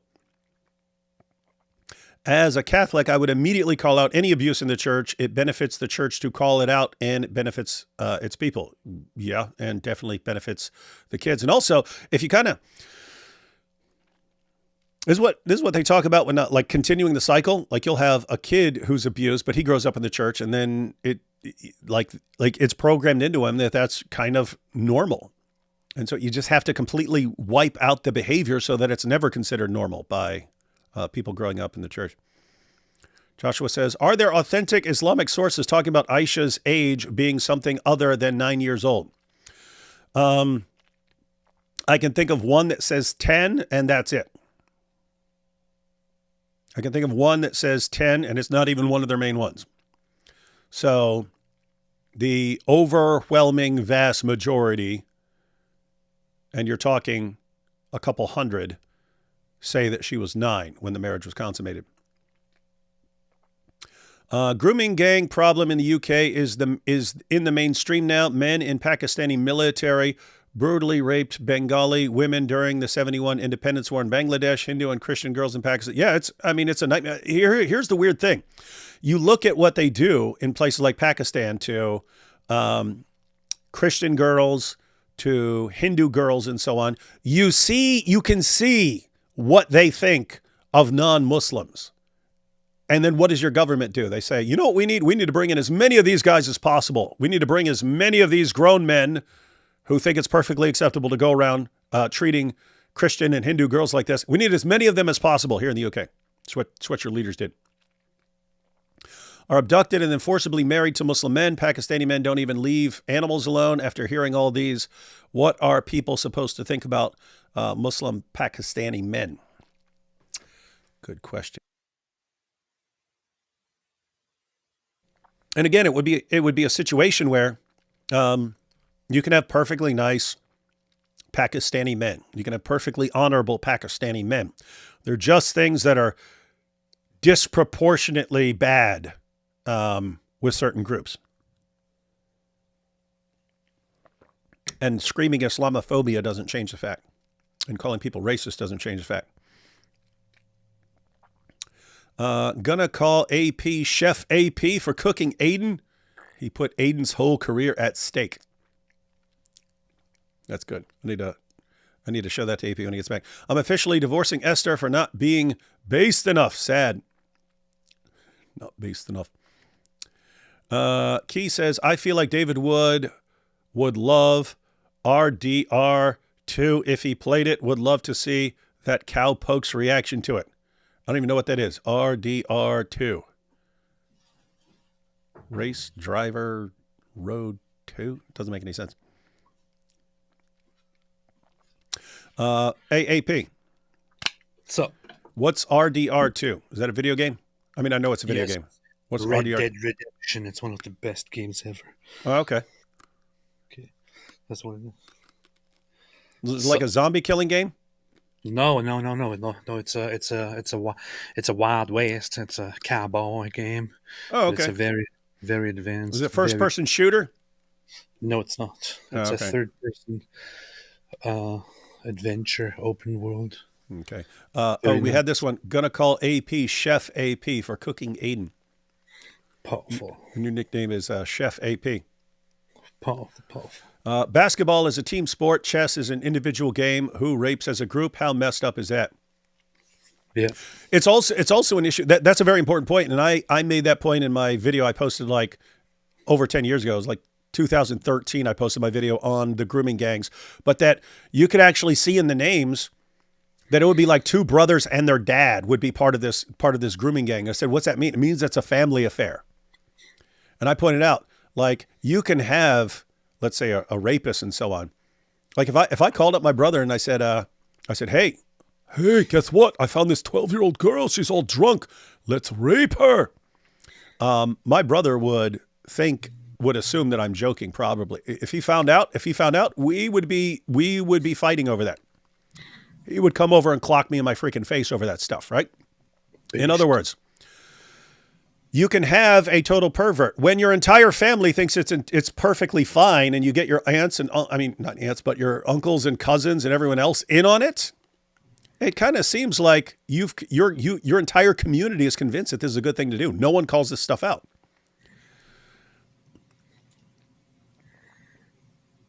Hey, look what we have here. The Adventures of Shake It Off says, thoughts about Tommy Robinson's 2021 Judgment Future live stream. Sent AP the link and an extract on Elon's platform. YouTube won't let me send the message naming it. Keep up the great work. No thoughts. Do you know what this is about? He said he sent you a link. Weren't you paying attention? No. Could be dope stuff. Queen here. The UK thinks because they integrated Indians and Jamaicans, former colonies, that multiculturalism works. Then Tony Blair helped open the floodgates.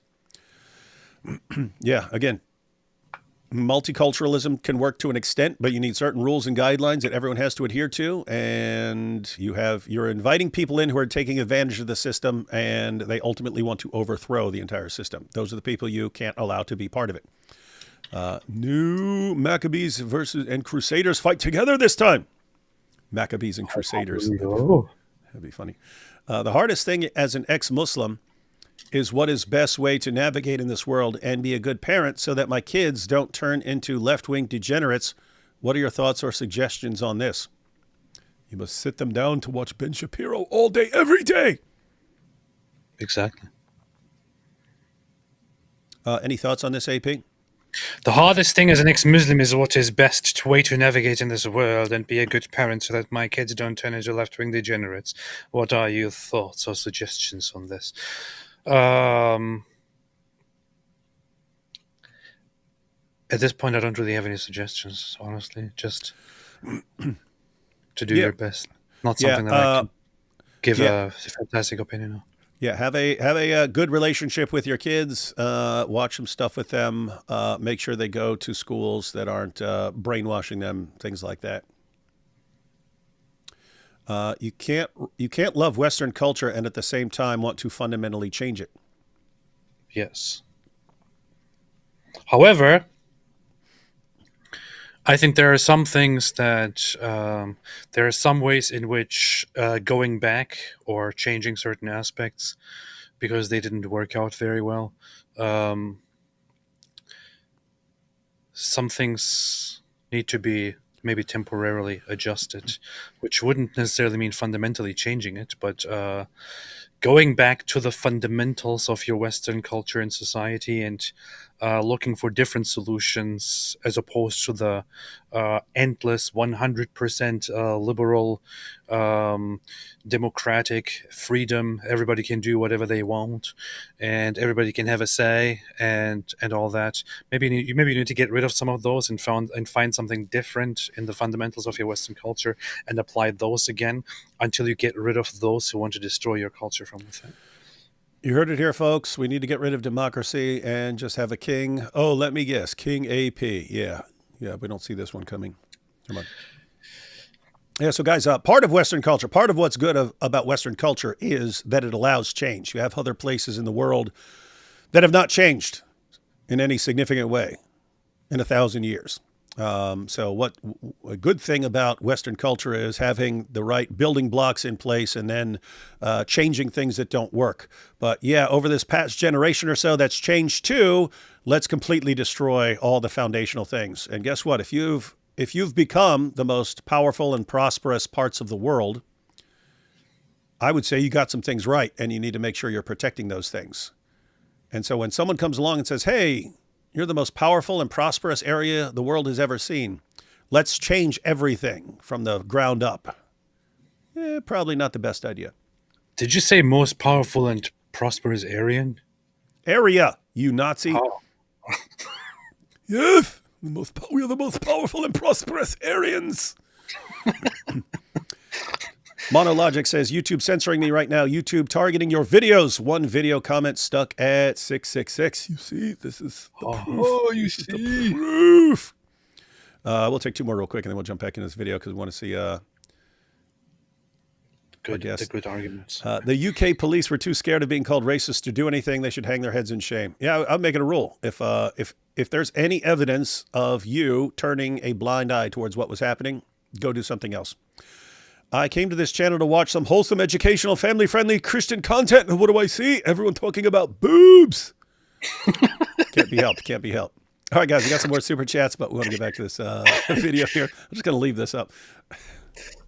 Sure. Well, I don't really think that tolerance should be the paramount virtue if the disparate cultures that you're importing into said country are cultures that, frankly, I think are conducive to gang raping of young girls. If you read the Quran, I mean, young women, pedophilia isn't something that's totally out of the blue. It's codified in that text. And I think why it resonates so strongly in America, and I know your analysis of it was maybe a little bit reductive, but it's because that's the lived experience of a lot of Americans when it comes to the issue of immigration. And I think the hypocrisy where you see elites pushing multiculturalism, pushing open borders, mass migration, when they've never really made the case as to why the average American benefits from it or needs to have it. They just say diversity is our strength, and that's where they end the sentence. And I think to that point, right, when you read the limited inquiries that they've had into the whole grooming gang escapades, what do they always say? Oh, well, the police didn't go into it because they didn't want to start race riots or race wars. I'm sorry.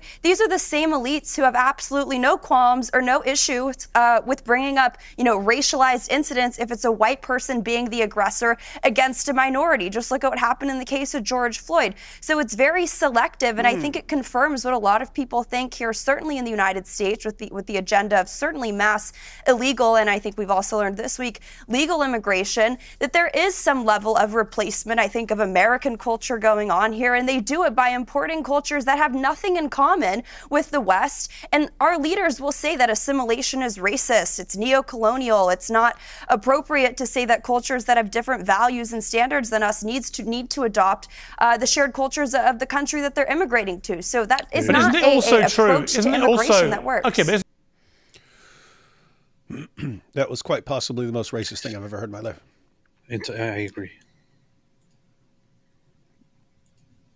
Undeniably true that I think the vast majority of domestic terrorism in the United States this century has been perpetrated by white people.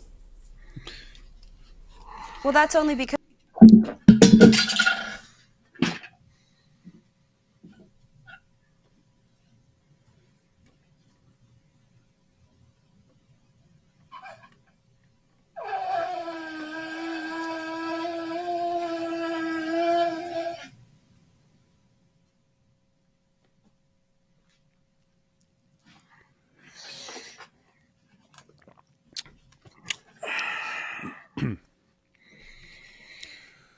What a freaking idiot. I remember the article that put that out. Most domestic terrorism in the U.S. is by white people, which, you know, you should expect it to some extent, considering most people are white and so on. But they actually looked into what they were counting as domestic terrorism, and it was any sort. You could say something offensive and so on. They were counting it as terrorism and so on. When you actually changed it to deadly terrorist attacks that are killing people, the numbers started changing real quick. But let's see what she says here. Also, there's something very interesting that should always be part of trying to understand the numbers and statistics. In fact, you should be. You should learn about this if you learn anything about statistics, which is that there's always a way of looking at and analyzing numbers within their context. If you have mostly white people doing certain things in a mostly white country, it doesn't just end there. You can't just say, well, it's mostly white people. There is something else that you should take into consideration. What is the number of white people in that country? What is the number of minorities, non-white people or Muslims, for example, in that country, relative to the number of Muslims in that country, or relative to the number of non-white people in that country? What is the number of crimes committed by those non-white people or those Muslims? And you will then see, generally, in terms of terrorism and other crimes, that you will have that these other groups, especially Muslims, will be significantly more likely per capita to engage in terrorism, for example, compared to white people.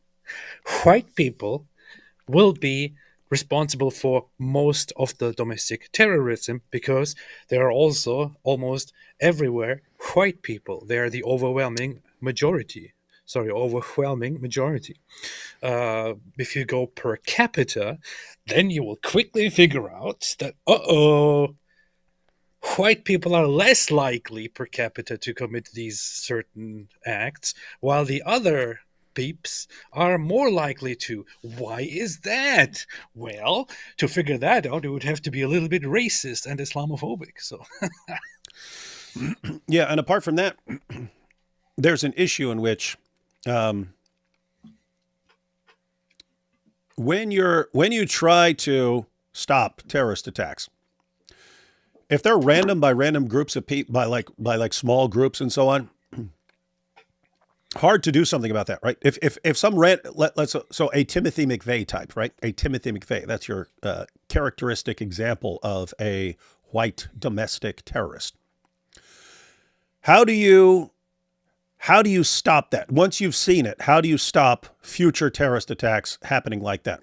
Well, he's not part of some huge group that's promoting that sort of thing. So kind of hard to do something about it. An individual or someone who's part of a small group who decides to use terrorism as a weapon, pretty hard to do something about that. When it's based in an ideology, like you have a large group that has as part of its goal terrorizing other people, that's a situation where you can actually do something about it. And guess what?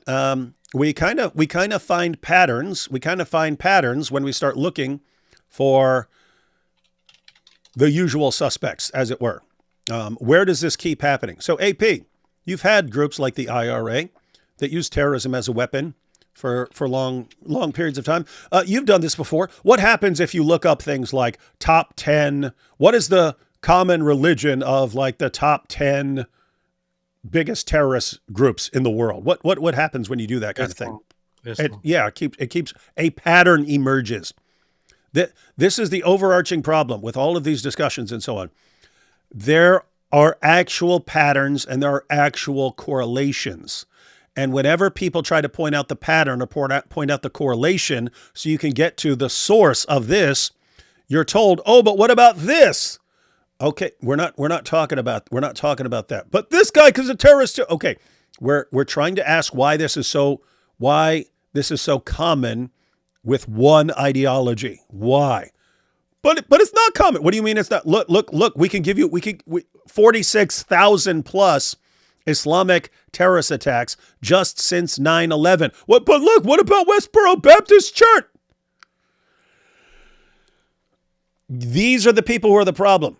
You have terrorists trying to terrorize the entire world, and you have journalists and speakers and educators and entertainers doing everything they can to stop you from just asking why. Why does this occur disproportionately in one group? Because if you ask that question, you might find out the answer, and that might cause division in society.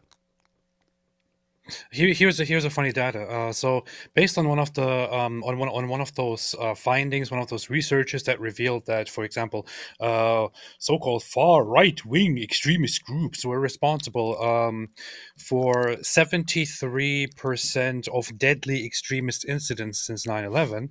The same research revealed that radical Islamist extremists were responsible within the United States. Radical Islamist extremists? Yeah. They had to toss in all the words? Yeah, all of that together. Radical Islamist, extremist, fundamentalist. Well, I'm trying to think of other words we could toss in there. We just want to make it clear as possible. We're not talking about all Muslims. So Muslim terrorism was responsible for 27% of the incidents, despite Muslims being 1% of the US population. How about that? Take that into consideration. Of course, if you look at, is most of the stuff that is done in a country full of white people done by white people or by others? Instead of that, how about look at these statistics? Despite being 1% of the freaking population, Muslims are responsible for how much? 27% of terrorist activities, of terrorist incidents.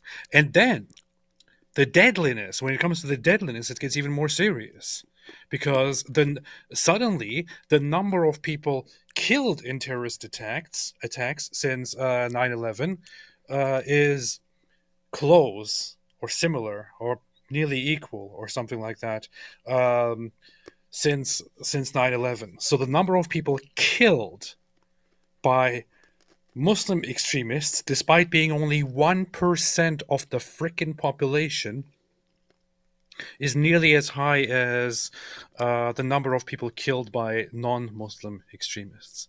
So everyone else combined. Yeah, let that sink in. And guys, if you're wondering who these other terrorists are, you do have people like this synagogue shooter and things like that. So you do have people like that who go around killing people. And expand this to a global level. Over 80% of terrorism-related deaths in the world are caused by Islam. Stop being racist, AP. Okay, but isn't it undeniably true that I think the vast majority of domestic terrorism in the United States this century has been perpetrated by white people? Wow, very smart. Well, that's only because they've reworked the definition of domestic terrorism Correct. to include events like January Vandalism 6th and stuff. people who are affiliated with MAGA. So I would certainly say that their classification of what constitutes domestic terrorism is sort of cherry-picked, especially when they prosecuted or persecuted every single Jan 6er on an individual basis. But I mean, the Biden regime just 3 weeks ago puts out a whole white paper, a new strategy to counter Islamophobia and anti-Muslim hate. I don't really think that that's the most pressing issue going on in the United States of America right now. And I think there's two compounding issues, which is what Dr. Jordan Peterson was getting into. One is the issue of mass migration at an unprecedented number in terms of the people who are coming in. Traditionally, America would sort of have on and off periods. Now you're seeing numbers of migrants that are just completely overwhelming what it used to be. And there's no off periods. And you have a sort of societal superstructure and culture where you look down on assimilation. And if you tell people who who come from different cultures, and oftentimes it's racialized or there's a religious component to it, if they're not white or if they're Muslim or whatever they may be, that if you demand assimilation, you're smeared and mocked as a racist. And it doesn't work, because these cultures, as evidenced in what's going on all around United Kingdom, and there's similar stuff going on here. We have no-go zones in the United States too. It doesn't work. And Piers, frankly, I don't think you're correct to say that multiculturalism has been successful. I think if you told the girls who were victims of violent, atrocious rapes, I don't think that they would agree that multiculturalism has been wonderful. I don't think. Well, I would throw back to you. Honestly, I think this was a very weak response on her part. I think it was a very weak response, which just sounds like crying and whining about. Well, her eyes were up here, AP. About we are the victim here and all that. It was kind of. It doesn't really address the issue very well. It doesn't really address the claim very well, and it goes into this whole stereotypical. It's kind of almost like when the other side argues from.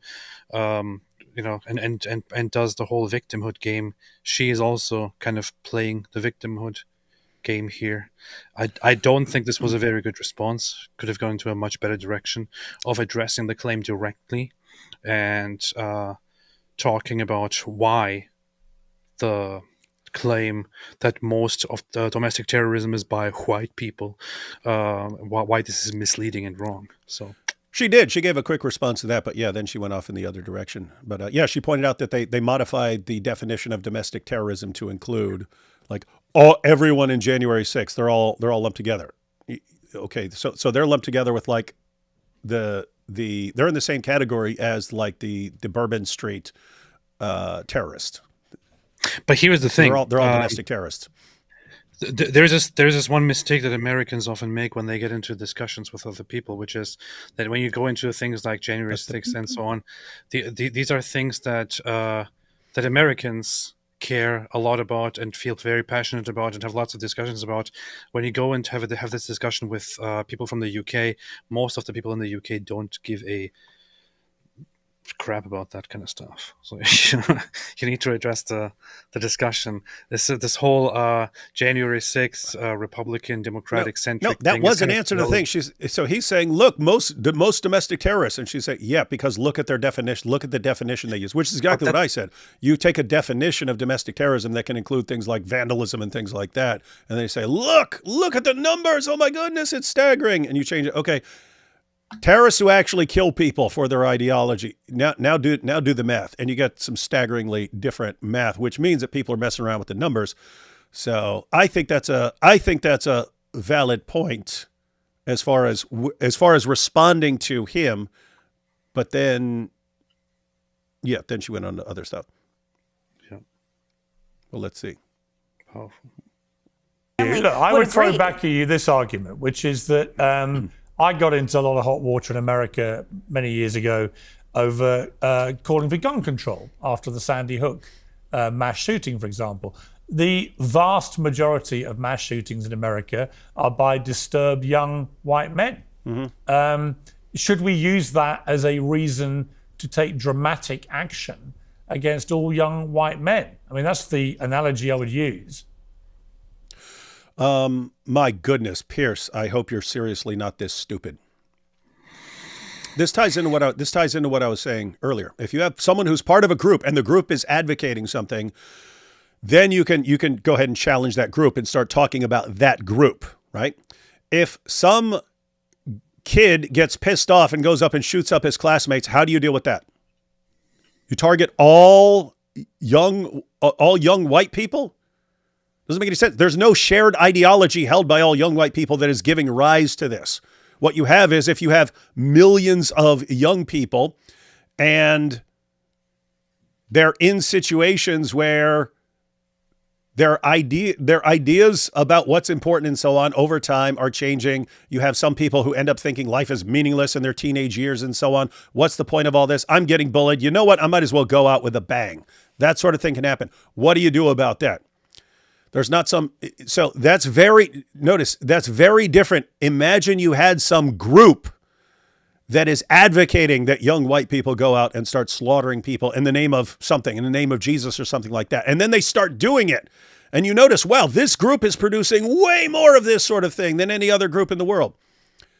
there would be commonsensical. Just imagine you had a group of, let's say, 1 million young white people, and they enter into a pact that we're gonna, we consider it a good thing to go up and slaughter a bunch of other people. We consider it a good thing. And then they start doing it. And then you start saying, hey, we need to focus on what this group is doing. This group is dangerous. They have a dangerous idea there. And other people go, what? But they're not the only ones who do it. Look, there are other people who do it too. So therefore, you can't focus on what that group did. You can't focus on them. Stop being an idiot, point. Piers. I want to believe that Piers cannot actually be this stupid. Good point. Wow. Or do you accept that actually? I don't think. Well, my point is, do you accept that they're outliers to the norm?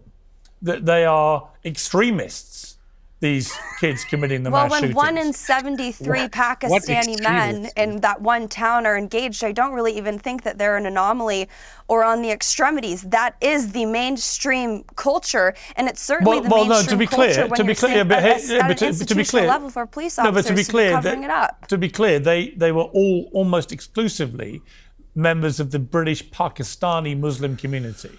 So that is a small number of the general Muslim population. Very small. Pause.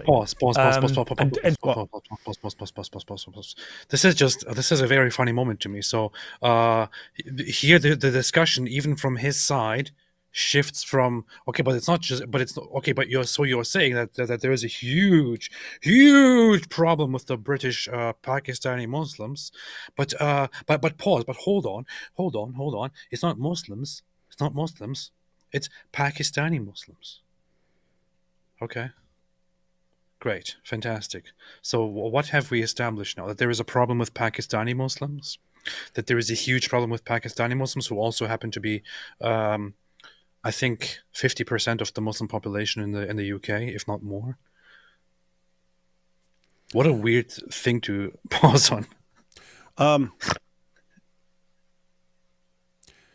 It is weird because, I mean, their biggest concern is about racism. Okay, saying Pakistani, blaming Pakistanis, that would be a race thing, right? Yeah. I mean, according to their criteria, it'd be a race thing. So why would you not want to focus on Islam as a component? At least it's ideological, right? And then you wouldn't be a racist for bringing it up. But he's saying, it's Pakistanis, not Muslims. First off, it's not just Pakistanis. We also have established that statistically Bangladeshis are also quite dominant. Although Pakistanis will probably be much more likely to be engaged in such behavior, considering that they also happen to be the dominant population among Muslims in the UK, which gives them an amount of encouragement. But yeah, I mean, talk about that then. I think this is actually. I mean, I'm not against this. I'm not against this whole idea of just of going and talking about how the Pakistani Muslim population seems to be a big problem. Yes, please go ahead. Please acknowledge that as a nation, as the British nation. Please acknowledge that. So you're saying she should have just gone. She should have just said, "Great point, Piers." So you're acknowledging, right? Something like that. Yeah, like thank you, fantastic. All right, we're getting somewhere here. Let's address that. Thank you, great point. Now, what can we do about that problem that you've just pointed out and drawn attention to, Piers? Okay, exactly. Let's see what she says. So it's not pertinent to say it was a Muslim cultural problem, this scandal. It was a cultural problem amongst British Pakistani men, exclusively. Muslims. British Pakistani Muslims. I don't necessarily know if that framing is correct. I also think there's a racial element to it. It is correct. Well, I think if you want to have the uncomfortable conversation about Islam, it is sort of conducive to pedophilia. I mean, I don't necessarily think that you can reduce it to the idea that, just because they happen to be Pakistani British men. Ask her again about the white school shooter.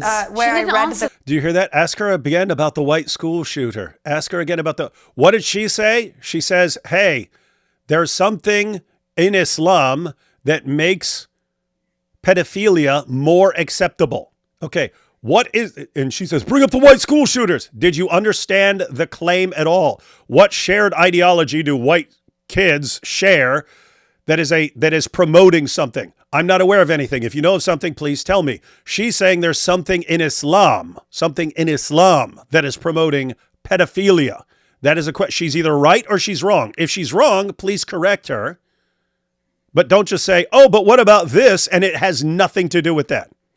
You stupid idiot. Gosh, these, again, AP, I can't emphasize how much contempt I have for these people who every time anyone says, what, can we please get to the bottom of this just for one discussion? Can we please say, here's a problem. I'm going to put forward my hypothesis about why there's this problem, and you guys can criticize my hypothesis. And as soon as you say, here's the problem, here's my hypothesis for why is the problem, you guys start, no, what about this? What about this? What about this? What about this? What about this? Can we please address whether there is this issue of Islam promoting pedophilia? Can we please do it? Can we please do it? Because Piers Morgan is primarily in charge of this as well. He doesn't want to talk about the Islam aspect, which is why he wants to distract from it and wants to make it about British Pakistanis. He doesn't want to talk. He doesn't like talking about Islam itself, and doesn't like to attack or criticize Islam itself. Probably because, I don't know, he has some dealings or something that gets him in trouble. They don't like that. They also actively behind the scenes discourage their guests from talking about these things and tell them not to talk about these things, not to talk about Islam. So there is a whole policy on Piers Morgan's show, which just is just more evidence that it is extremely hypocritical, very ironic. His show is called Piers Morgan Uncensored. It's certainly not uncensored. He actively censors any conversation about Islam. People don't want to talk about this, and this is because once again, as a society, British people are stupid, and they don't want to acknowledge and don't want to be open about these facts. You have in their country the most popular spokespeople of Islam going around and advocating for and making excuses for pedophilia, for raping little children. And yet the British population will feel too sensitive, too nervous, too weird to talk about this because they are stupid. It is because and we have to say it. It is just there is a great intellectual problem. There is a great problem of stupidity. British people are very stupid. They are very stupid. They are very naive, very unaware. I mean, if it wasn't for other people getting into this discussion and mixing into the discussion, British people would be completely wiped out in a few generations, because they are just too stupid to handle these things themselves. They have so far, I guess, in history survived by sitting on an island and having their power. But then once they start importing people, which they do not know how to deal with, they start drowning in their stupidity, because they are so dumb and so absolutely functionally retarded that they don't know how to really handle such a discussion on an actual problem. You will have foreigners come and speak among them and say, hey, we want to marry children. We want to marry 9-year-old girls and 6-year-old girls. You want to marry the children?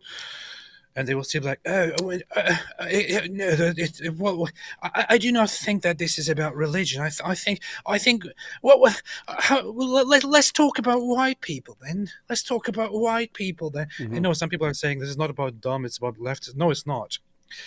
British people are stupid. It's not leftists. I would say British leftist people are not more stupid than British centre or right-wing people. British people as a collective are stupid. It's like you guys don't have the ability to really think about things properly. It's like you live in a very idiotic world, and you need aid. You really need help from the rest of the world to be able to continue living and breathing. Otherwise, if you were left to your own devices with a foreign population, you would probably die or something. I don't know. You heard it here, folks. And you think, no, that's not the case. And look at what we're talking. Look at what we're looking at right now. You just had an American say, hey, there's a problem with pedophilia in Islam. And the British people unanimously did, what about white kids shooting people in the United States? What about that? What about that? The correct response would have been, And here's the thing. If you point out that there's a connection between Islam viewing children as viable sexual partners, what would they instantly say? But what about this white guy who was a pedophile? Oh my goodness. You don't get it, do you? Culturally, you can have an individual who thinks that's okay. Culturally, you could condemn it. Culturally, you would say it is wrong to view a child as a sexual partner. In Islam, turns out to be way more common to view a child as a sexual partner, to such an extent, all their leading spokesmen all defend it. Muhammad Hijab, Ali Dawa, Daniel Haqiqatjou is the biggest defender of child marriage on the planet. And these guys become popular Muslim speakers. Why? Here's my hypothesis. It's from Sahih al-Bukhari. Look at the chapter heading. Giving one's young children in marriage is permissible. Why? By virtue of the statement of Allah. And for those who have no monthly courses, i.e. they are still immature, that's Surah 65, verse 4 of the Quran. That's the justification for giving your young children in marriage. And the iddah, that's the waiting period for a girl after you've married her, had sex with her, and divorced her. How long does the girl have to wait before another guy can have sex with her? The iddah for the girl before puberty is 3 months. This is in the Quran. And then as an example of this, they give, narrated Aisha, that the Prophet wrote the marriage contract with her when she was 6 years old, and he consummated his marriage when she was 9 years old, and then she remained with him for 9 years, i.e. till his death. We have an endless array of these sources about Aisha playing with dolls and so on when she's taken to Muhammad to consummate the marriage. We have endless commentaries on Surah 65, verse 4 of the Quran, saying that this is referring. Hold on. But what about the school shooters? What about the young the school white shooters? You're right. You're What right. about The the school young white shooters, people who are school because the shooters? school shooters all believe in this prophet who said you need to go out and shoot as many people at your school as possible. Oh wait, they don't. But the Dawa guys do have that as their role model. They have someone who is their role model who had my sex gosh, it's with a this is 9-year-old so girl. dangerous. This It's is so dangerous. It's so dangerous to talk about this. It's so dangerous. What about the little kid? What about the little kids who are shooting up the schools? Oh Isn't my it? gosh! Isn't it? Oh my goodness! It's so dangerous. What do they do? They are all 100% of them. They are programmed as soon as you come in with the spotlight and say, this group is behaving in this way. I look at their sources and I say, that's exactly the sort of way they should be behaving according to their own sources. Why don't we look at these sources so we can deal with the problem? And instantly it's no, let's go into distraction mode. Absolute garbage, terrible people. But hold on. Yes, I agree with you. I agree with you that there is a problem. There certainly is a problem. But and I also want to point out that I don't mean that we're not talking about all Muslims, because of course there are lots of good Muslims. Nope, lots of talking nice about the Muslims who actually take Muhammad as a role model, as their commander. All right. But we have to point out that of course there are also good Muslims and also good ones. I want to vomit every single time that I hear a Western person. They're terrified. They're terrified of sounding offensive to one group. They don't care. They don't care about other groups. No, when we're talking about group, we have to point out it's not all of them. I mean, there are some very nice people. Yeah. Some very nice. This lady should have flipped it and been like, "Why are you so obsessed with what white kids are doing? Oh my goodness, are you racist?" Something like that. Keep in mind, she wasn't even talking about a race. She's talking about Islam. She says, hey, there's a connection. There's a connection between viewing children as sexual partners and Islam. There's a connection. There's a correlation there. That's what they do. Let's see here. Answer that question. It's nice to have a conspiracy theorist on the line. It's always good fun. I hate to pull rank at you and sound like a twat, but not a both of my conspiracy. At least you understand what you sound like, because it's exactly what you sound like. I've never seen a more perfect example. Dude, you take the cake. As far as someone sounding like a condescending prick, I've never seen anything at this level. It's amazing. Again about the white school shooters. Where I read answer the Quran. that question. it's nice to have a conspiracy theorist on the line. It's always good fun. I hate to pull rank at you and sound like a twat, but Pull rank. Not a both of my conspiracy PhDs are theory, in it's philosophy called of the religion, Quran. and I think I'm slightly more qualified to speak about the Quran than you are. AP, I mentioned this when we watched it the other day. Any philosopher on the planet who just heard that would immediately think this guy's an evil deceiver. Any philosopher who just heard what he said. What he just said, ladies and gentlemen, was, I have a PhD in the philosophy of religion. Therefore, I'm more qualified to talk about what's in the Quran than you. That to anyone who knows what the philosophy of religion is, that is the most insanely idiot, because people hear the word, and he knows this. He knows that people hear the word religion and they think, oh, expert in religion. No, if you had a PhD in religious studies, that would mean you study religion. When you talk about philosophy of religion, you're talking about arguments for and against the existence of God, things like the problem of evil. There can be different periods, like the medieval period and so on, what was going on philosophically and so on among the theologians. But you're talking about certain issues, certain concepts, clarifying concepts. You know, what is God? What is God? Define God. Things like that. What do you mean, God? Almost everyone. So I went to Fordham. Almost everyone in that department had some level of competence in philosophy of religion. No one there knew anything about Islam. Why? Something the only reason you would study Islam, unless it's a side interest, like I was studying Islam, I was also studying philosophy of religion, but Islam was I had a separate interest in Islam. The only reason you would be studying anything in Islam as a philosopher of religion would be if you were looking up this Muslim philosopher's response to the problem of evil or something like that. You're not sitting around reading the Quran unless you're just interested in doing that. My point is, having a PhD in the philosophy of religion would give you zero credibility. And go ask a million philosophers this. Would that mean you know what the Quran is? Ask a million philosophers. They would say, no, that has nothing to do with it. But he just pulled rank. This means I'm the expert in this discussion because I have a PhD in a field that has nothing to do with what you're saying right now. Zero, nothing. And I'm saying this because if he's a philosopher, if he has a PhD in a philosophy of religion, that gives me no indication that he has ever studied the Quran. It does give me an indication that he has studied logic. You would be required during your philosophical studies to learn logic. And if you paid attention in logic class, Jack, you would recall this thing called an irrelevant appeal to authority. People always say, oh, that's an appeal to authority. Keep in mind, appeal to authority does not have to be a fallacy. If saying, hey, this guy's an expert in this field, why don't we listen to what he says? That's not necessarily irrelevant or a fallacy. An irrelevant appeal to authority is where you appeal to someone's authority and it has no relevance to the topic, which is what you just did, Jack. Yes.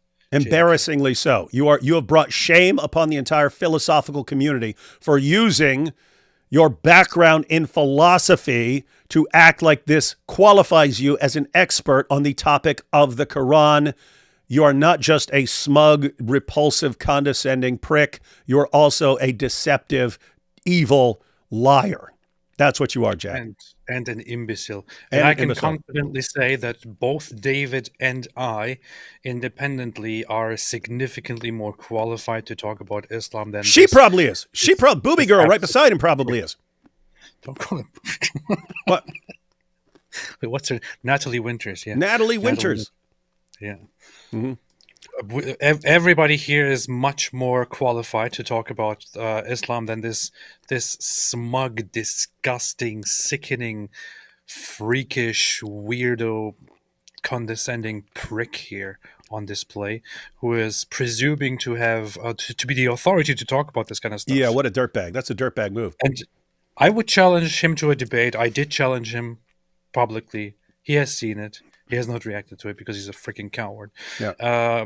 You would debate him. We could all have debates with him, and we would humiliate this guy. And this guy would get crushed. I rarely ever want to go into the direction of just wanting to humiliate somebody. But with this guy, I just so badly want to humiliate this guy. I don't care about the argument. I just want to humiliate this guy. Yeah, and he would be humiliated if he had a debate with me or with David. Would. And once again, guys, I cannot emphasize to you enough what he just said, how insulting to people's intelligence that is. This would be like, the parallel would be something like this. Someone falls over. We're on a plane. Suppose we're on a plane and someone just collapses right there. And the flight attendant comes over the intercom. Is there a doctor on board? And I go, I'm a doctor. I'll take it from here. You see why that'd be a problem? I'm a doctor in the sense of I have a doctorate degree. It has completely nothing to do with this situation. So for me to jump in there as I'm the expert in this person who has just collapsed would be an insult to people's intelligence there. but that's what he did. But this is the guy we're all supposed to listen to, so let's hear him out. To suggest even for a moment that that document allows for, what it does is condemn non-consensual marriage. And Oh, really? Where? It condemn chapter and verse, blood, Where bro. does it do that? It condemn. And by the way, what does that have to do with the concept? What does that have to do with what she said? She said it condemns non-consensual marriage. Who in the world's talking about non-consensual marriage here? You could. It's an important topic, like the forced marriages and so on. But what does that have to do with the topic, bud? I see zero connection. I see as little a connection between what she said and what you just said as between you claiming to have a PhD in the philosophy of religion and that meaning you're an expert in the Quran. You know, what a dope, man. No, somebody said, AP, isn't that because, Frida said, isn't that because you want to decimate the argument, the point he's making? No, in this case, it's not. No, here it's about a person being absolute scum. It's different. When debating this guy, I don't even care about the argument. I want to attack the argument and all of that just to humiliate this condescending, sickening, freakish prick, this condescending, smug prick here. That's all this is about. I don't really care about the argument because this guy goes on here and tries to act like I am the authority. Yeah. I am more qualified than you to talk about this, and I can absolutely assure you that this document, this brilliant, wonderful document called the Quran, absolutely does not allow such a thing. On the contrary, it absolutely condemns this irrelevant thing that you didn't even just talk about. So I would like to humiliate this guy. Yeah. And then watch, you haven't seen the worst of it. Watch when she starts talking and he leans in like with a big smile on his face. What a dirtbag. Let's go. Here we go. Non-consensual sexual contact. I'd look up the rates of child brides then. The real risk you have in the US isn't multiculturalism. It's a multi-billionaire running the biggest social media planet, one of the biggest social media in the world, planet, which has turned into an echo chamber of your... Guys, did you hear that? So she brought up, hey, there's a connection between pedophilia and Islam. There's a correlation there. He responded, haha, you idiot. I have a PhD in a completely unrelated field, but that makes me an expert because I'm a compulsive liar. But haha, I will show you the Quran actually condemns non-consensual marriage. I have no idea when that was actually brought up. And then when she points out, she goes, no, there's a definite correlation between child marriage in Muslim country that happens. And then his response is, the biggest threat to America is Elon Musk having control of Twitter. Who is this class? I mean, this is like the most insanely stupid, idiotic. What a piece of garbage. This guy is beyond Muhammad hijab level. This guy's beyond Ali Dawah level. Imbecile. And just being complete repulsive deceivers. Ridiculous ideology. And the fact that you're telling us all and telling the British public, who we're proudly multicultural, as someone that was brought up in multicultural working class like, Birmingham, who is this idiot? I can tell you for sure that there's not you won't find a Muslim there who's read the Quran and went, oh, you know what, it didn't rule out sexual violence, so I might just crack on with that. What are you talking about? These guys defend. What was she talking about? He says sexual violence. What was she talking about? Pedophilia. You think does this idiot think Muslims don't use the Quran to defend pedophilia? Has he ever listened to Daniel Hakikachu, Ali Dawah, Muhammad Hijab, any of these guys? Has he listened to any of them? I got to do it, AP. What's the timestamp here? 21:22. Let me go ahead and let me see if I can find it real quick. Where is it? I know I have the clip somewhere on here. Your buddy Muhammad Hijab.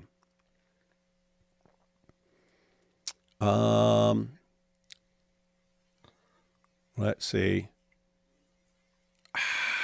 I just find it satisfying that after this here, when this guy behaves like, you are trash, I can tell you all about this. She just gives a response, and he just looks like a complete donkey. Let's go ahead and check something out real quick. You ready? Yeah. Okay, so he just said, "Oh, you won't find a Muslim going to the Quran to defend sexual violence." She brought up pedophilia. Let's see if we would find a Muslim. If you look just at the Quran, you will get the indication that you can have sexual intercourse with a 5-year-old. What? Is this not a British Muslim? What? If you just look just at the Quran? But no, I hope you're not going to be like Jack What's-His-Face there and just say that what the Quran says and not back it up, hijab. The reason why it's haram to have sexual intercourse with a 5-year-old is not found in the Quran at all. If you just read the Quran, it is halal. It would be halal to have sexual intercourse with a 5-year-old. In the Quran? In Surah Al-Talaq, chapter 65, verse 4, Allah subhanahu wa ta'ala tells us who you can divorce and who you cannot divorce. And then he says, وَاللَّائِ لَمْ يَحِدْنَ. وَاللَّائِ لَمْ يَحِدْنَ. And the ones who had never been pubescent before. And by the way, this is very important, yeah? I want all Muslims to be aware of this. The reason why we don't have sexual intercourse with 5-year-olds and 6-year-olds and 7-year-olds or whatever is not because of puberty. Wait a minute, what did you say? What did you say? It's not because of puberty, because that verse in the Quran actually says lam yahid. They never had puberty before. Guys, he is talking about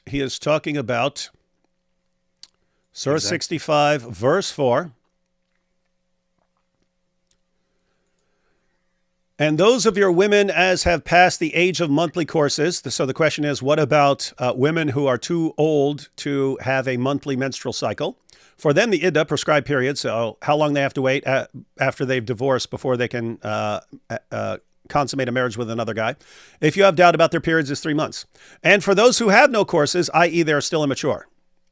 These are girls who who aren't old enough to have a monthly menstrual cycle. Their iddah prescribed period is 3 months, likewise, except in case of death.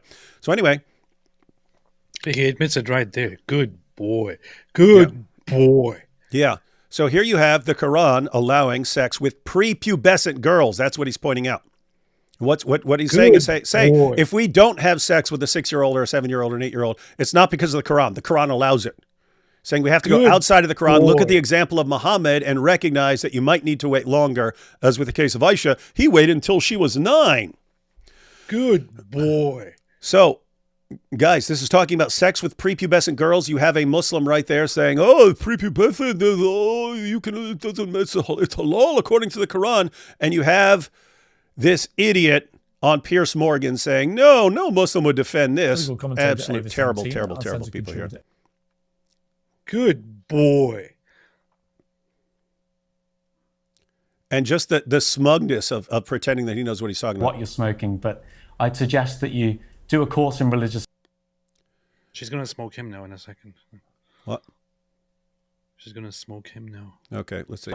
Sexual violence. So I might just crack on with that. I don't know what planet you're living on or what you're smoking, but I'd suggest that you do a course in religious studies before you start chatting. Well, thank you for the ad. And by the way, guys, this is he's trained in logic, so he knows he had an irrelevant appeal to authority. Everything else he said was a straw man. He's attacking things she didn't even say. He should know that. If he has a PhD in the philosophy of religion, I do not expect him at all to know the Quran. That's fine. I would expect him to know basic logic, which he keeps violating every time he opens his mouth. And then watch what he does, leans in. Attacks. I'm sure that means you have a really strong argument, but I And think she called the him young out for ad working hominem. class girls who probably grew up in the Look at same areas that you did would beg to differ. I don't understand what you're saying. I've read the Quran. I've seen what's in there. Even if you don't think that my interpretation of the Quran is correct, I would point you to, I don't know, what countries have the most issues when it comes to child brides and raping of young girls and children. It's obviously a systemic cultural problem with Islam. It's not a problem that is contained or unique to the West. And I don't know, last time I checked, this whole grooming gang phenomenon is what contained primarily to Muslim men, and it really only started when you started seeing mass migration waves. I just think this is so dangerous. This is so dangerous what you're Did you hear saying. her? It's so dangerous. What's so dangerous? What's so dangerous? You had no problem. What about white people? What about this? What about that? What about this? You have no problem with any of that. As soon as someone says Islam, it's so dangerous you have to shut it down. What? Why not evaluate what she said and see if she's correct or not? She gave a good response. She gave a goodish response. But it's dangerous. It was a good response, and it should put this guy in his place for being such a smug freaking idiot. But then, because the response was good, it's oh my gosh, this is just so dangerous. This is just so dangerous. It's just so dangerous. Can't talk We about be things if talking- they're dangerous. Can't be talking about this. Yeah, we know it is true. We know it is happening. But excuse me, this is just so dangerous. I mean, let us also point out that even if we agree with it, we also want to point out that there are lots of good Muslims, and I personally know lots of good Muslims, and many of them are very, very good. And of course, we don't mean to offend them. Shut up. What she just said is completely correct. What she said is completely correct. There's this smug guy has been put in his place, and I wish that I can one day debate this guy to humiliate him even much further than that. She is correct, and for those asking about her name, Natalie Winters, check her out. Natalie Winters. That's where you can check her out. And for those who want to check out the other guy, his name is, what's his name? Jack Symes. In fact, you could find him on Twitter and possibly tag him and tell him what you think about him, or send him a message and ask him to clarify, and give you a verse, chapter, and verse number in the Quran where it says that it's absolutely condemned to I don't know, have sexual coercion or pedophilia or anything like that. Yeah, I think we can stop this video there. I don't know what happens after this, but we got the main point there, which is people saying it has nothing to do with Islam, or that even if it does have something to do with Islam, you shouldn't talk about it because that might hurt our diversity or something like that.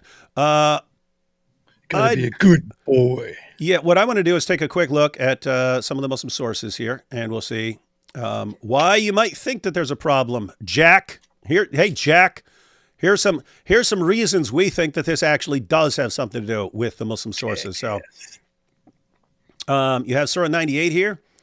Check out verse 6, Jack. Part of the problem. Verily, those who disbelieve in the religion of Islam, the Quran, and Prophet Muhammad, from among the people of the scripture, Jews and Christians, and al-mushrikun, will abide in the fire of hell. They are the worst of creatures. We are the worst of creatures. That little 12-year-old girl is one of the worst creatures in the world. She's lower than a pig. She's lower than a dog. And it took me all of 2 seconds. It took me all of 2 seconds to see some confirmation of this. So here, check this out. It's a recent video by a Muslim da'i. Humans without the guidance of Islam are worse than animals. Because at least a dog will know that there is one creator. But me and you, if we didn't have Islam, subhanallah. Kuffar, what they get up to because they don't have Islam is crazy. So please use this as a reminder to be grateful and say alhamdulillah that you have Islam. Because guess who doesn't have Islam? The kuffar. And what do? They eat the blood of a pig. Humans without the guidance of Islam are worse than animals. Worse than animals. Why? Because we bang little kids. No, that's halal. Because they eat pig, which our religion condemns. You see, this proves that they're lower than animals. Guys, they sit here and you can see directly in their sources why they say things. They say them. If you were to bring this up to any of the dopes that Piers brings in for his panels, they would go, oh no, it's too dangerous. Or they would say, oh, it's a lie, it's not true. Or they say, well, what about this white school shooter then, eh? Gosh, what are these people? But David, don't we have to point out that we don't mean all of them? There are also many good ones. And so that's of course true, everyone.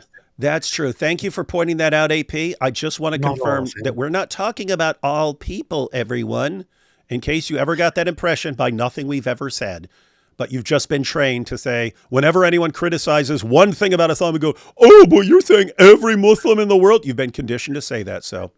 And of course, we don't mean all people. We just want to clarify that we don't mean all of them. There are lots of good ones as well. Shut up. What about this? So this is Surah 70. It's talking about bad people up at the top here. Man was created very impatient, irritable, blah blah blah blah blah. But who are the good guys? Check out verse 22 of Surah 70. Jack. Who are the good people? Except those devoted to salat prayers, those who remain constant in their salat prayers, and those in whose wealth there is a known right. For the beggar who asks, and for the unlucky who has lost his property and wealth and his means of living has been strained, and those who believe in the day of recompense, and those who fear the torment of their Lord. Verily, the torment of their Lord is that before which none can feel secure, and those who guard their chastity, those who guard, he's talking about the good people, those who guard their chastity, i.e. private parts, from illegal sexual acts, except with their wives and the women, say, slaves and captives whom their right hands possess. Who are the good guys? The ones who protect their chastity. They guard their private parts from illegal sexual acts. They guard their chastity, except with their wives and the ladies they've taken as their captives and slaves. They slaves. See the problem? See the problem there, buddy? You're talking about, oh no, the Quran doesn't. Wait, it talks about you taking captives and slaves and using them, right? So here we have Surah 23. Surah 23, successful indeed are the believers, those who offer their salat prayers with all solemnity and full of submissiveness, and those who turn away from all sorts of various bad things that Allah has forbidden, and those who pay zakat, and those who guard their chastity, i.e. private parts, from illegal sexual acts, except from their wives or the captives and slaves that their right hands possess, for then they are free from blame. You're free from blame if you have sex with who? Your wives or your captives and slaves. Understand, everyone? Mm-hmm. Understand this so far? Mm-hmm. Let's look at another passage. So this is the hadith. Sahih al-Bukhari 5210. Narrated Sayyid al-Khudri, we got female captives in the war booty, and we used to do coitus interruptus with them. Guys, you know what coitus interruptus is? It's azl in Arabic. Coitus interruptus. That's where, how do I put this for young viewers? It's called pull-out game. That's a little too graphic. It means no skeet in the coot, right? Oh. Okay. No skeet in the coot. You pull out your pee, and then no skeet in the coot. Okay, so guys, you do not finish the sexual act. You pull out ahead of time, as AP pointed out. So He said pull out ahead. what's wrong with you? So we got female captives in the war booty, and we used to do coitus interruptus with them. So we asked Allah's messenger. Oh yeah, what's wrong with you? So we asked Allah's messenger about it. About what? About coitus interruptus. And he said, do you really do that? Repeating the question thrice. There is no soul that is destined to exist, but will come into existence till the day of resurrection. So he doesn't object to them having sex with the captives that they just captured. He does have a problem theologically with coitus interruptus because you think you can control who's born and who's not. So you also have a scientific error in here. Muhammad thinks that it's completely irrelevant to whether someone gets pregnant, whether you have put semen inside of her. This is the hikmah. The hikmah. Muhammad knows that it's completely irrelevant whether you skeet inside a woman, whether she will get pregnant or not. Let's read another one. This is Sahih Muslim. Oh, Abu Sa'id, did you hear Allah's messenger mentioning al-azl? That's the Arabic term, azl. That's their version of coitus interruptus. That's no skeet in the coot.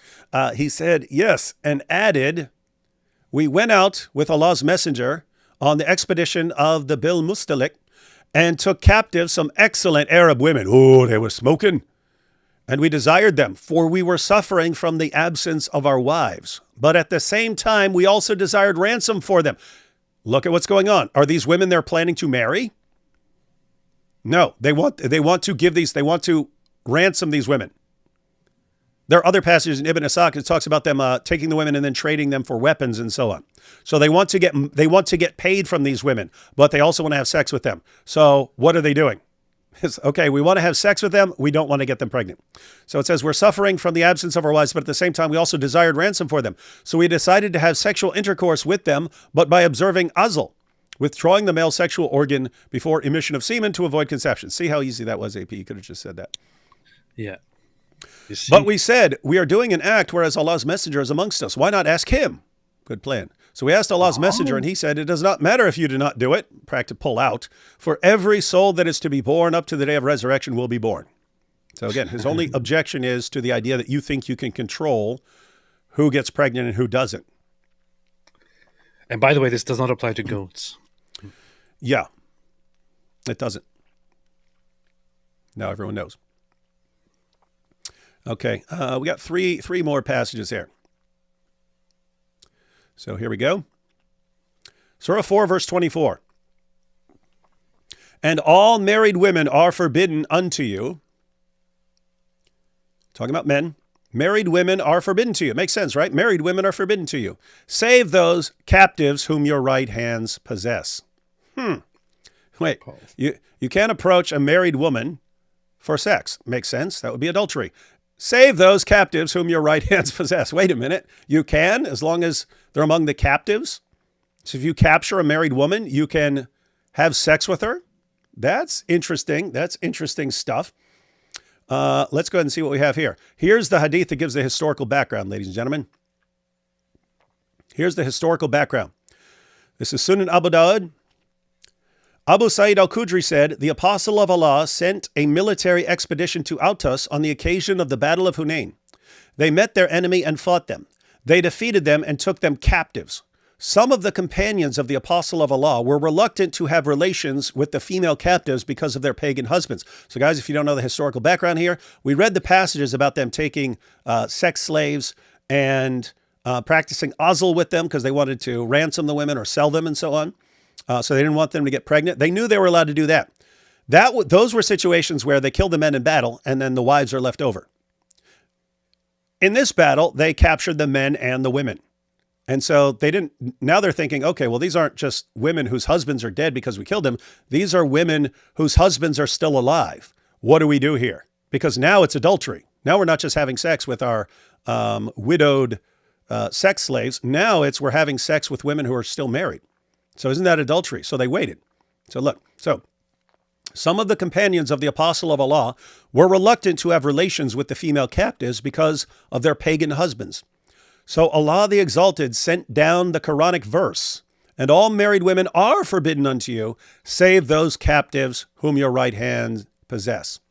This is to say they are lawful for them when they complete their waiting period.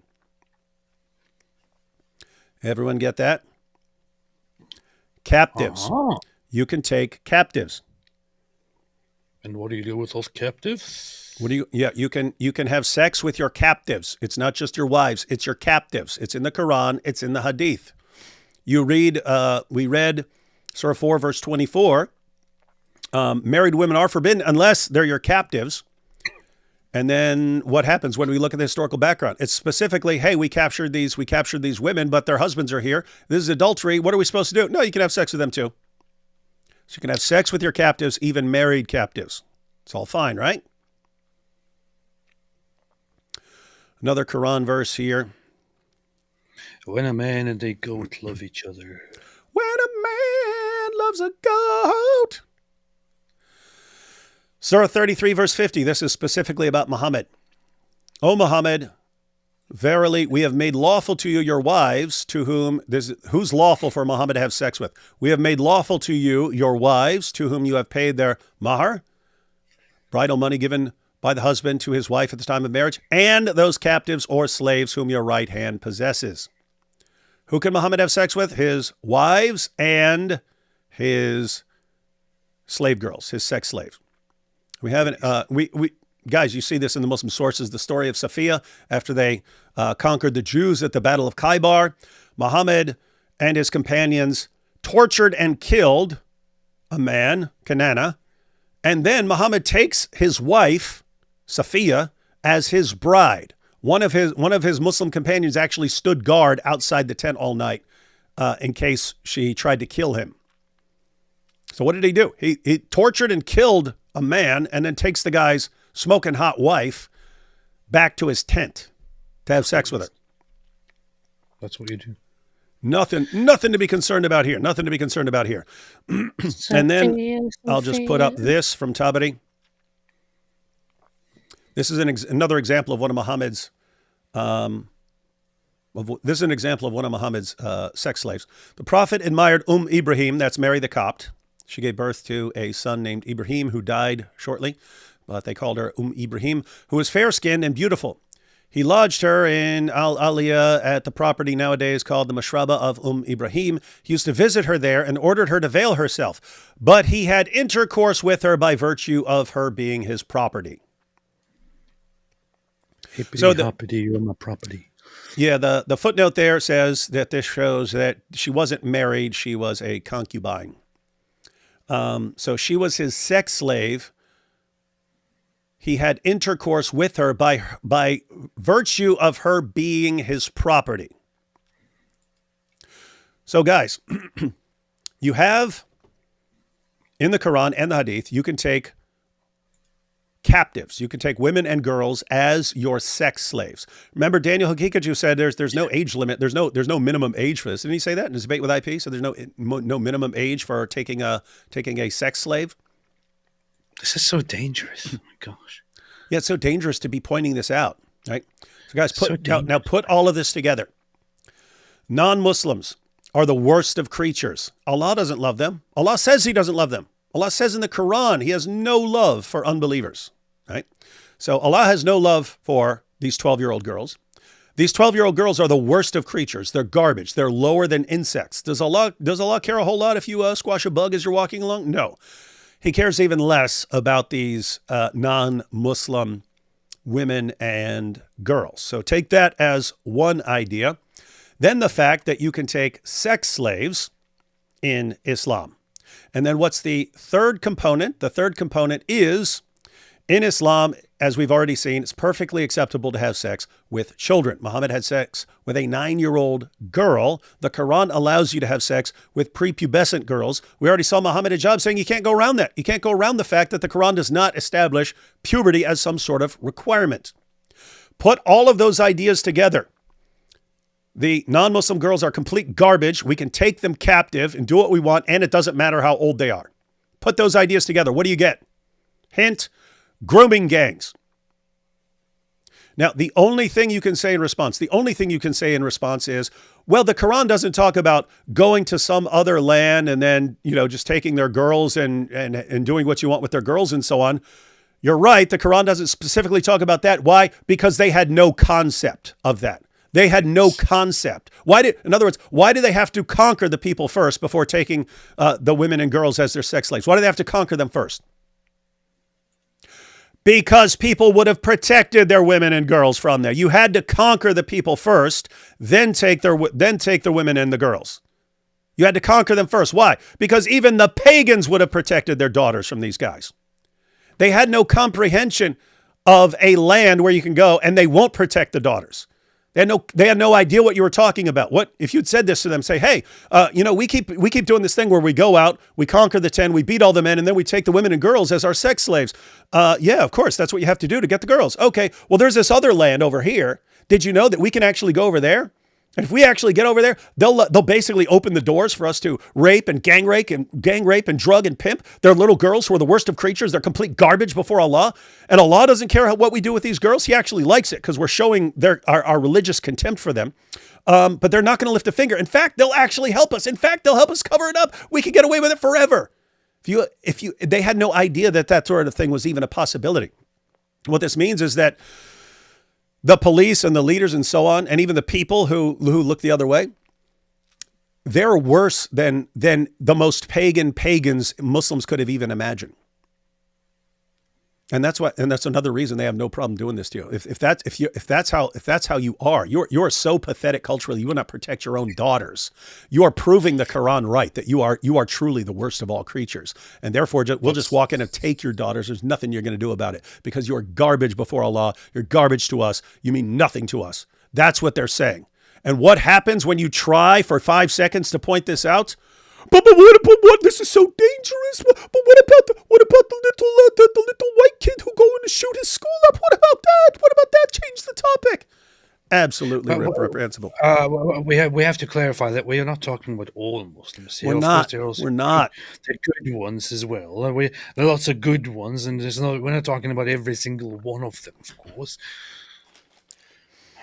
So, guys, we just looked at what the Muslim sources say. Do you think the Muslim sources have something to do with the problem that we just looked at? I would say it do. I would say it does. You can't bring it up. You can't say anything about it. You'll get shouted down. Not just by Keir Starmer. It's not just that you'll get locked up. You'll get silenced still to this day by your journalists, by your educators, by your entertainers. They will stop you. This is so dangerous talking like this. How dare you? It's gonna be a bloodbath against Muslims. Can you just look the other way and let all these little girls get raped and gang raped so that we don't hurt their feelings? All right. Maybe it just has to come to different circumstances. Weird situation. All right, guys. Well, took us a while to actually get to the takeaway, but you saw there, you have this condescending prick who acts like his PhD in philosophy of religion means he understands the Quran. He knows nothing about the Quran. He exhibited that. We know a little bit about the Quran, and we showed you what the Quran and the Hadith actually say. What do you think? Does it have something to do? Does the Quran have something to do with the grooming gangs thinking that that's okay? I say so. All right. Let's go to these super chats and we'll head out. Look how Mehdi squirmed and rolled his eyes over the grooming gangs on Pierce, playing the brown Muslim victim card well. Mehdi makes my flesh creep. We are going to have to check that out.